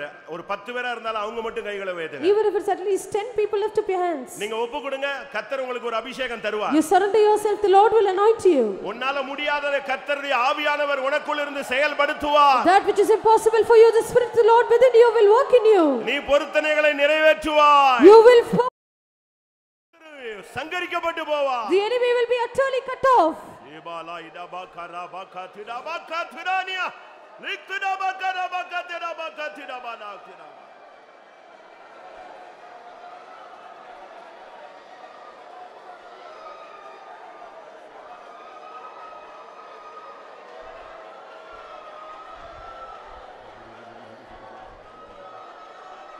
ஆமா, உங்களில் அநேகர் இப்பொழுது வேதனைப்படுகிறீர்கள். Many among you are being hurt within you. என்ன வேதனை? What is that pain? நம்முடைய வாழ்க்கையில வந்த அநேக பிரச்சனைகளுக்கு நாம் தான் காரணங்களை நீங்க உணர்கிறீர்கள். You realize you are the reason for the problems that arose in your life. ஏன் இந்த வியாதி? Why the sickness? ஏன் மறுபடியும் இந்த பிரச்சனை? Why problems again?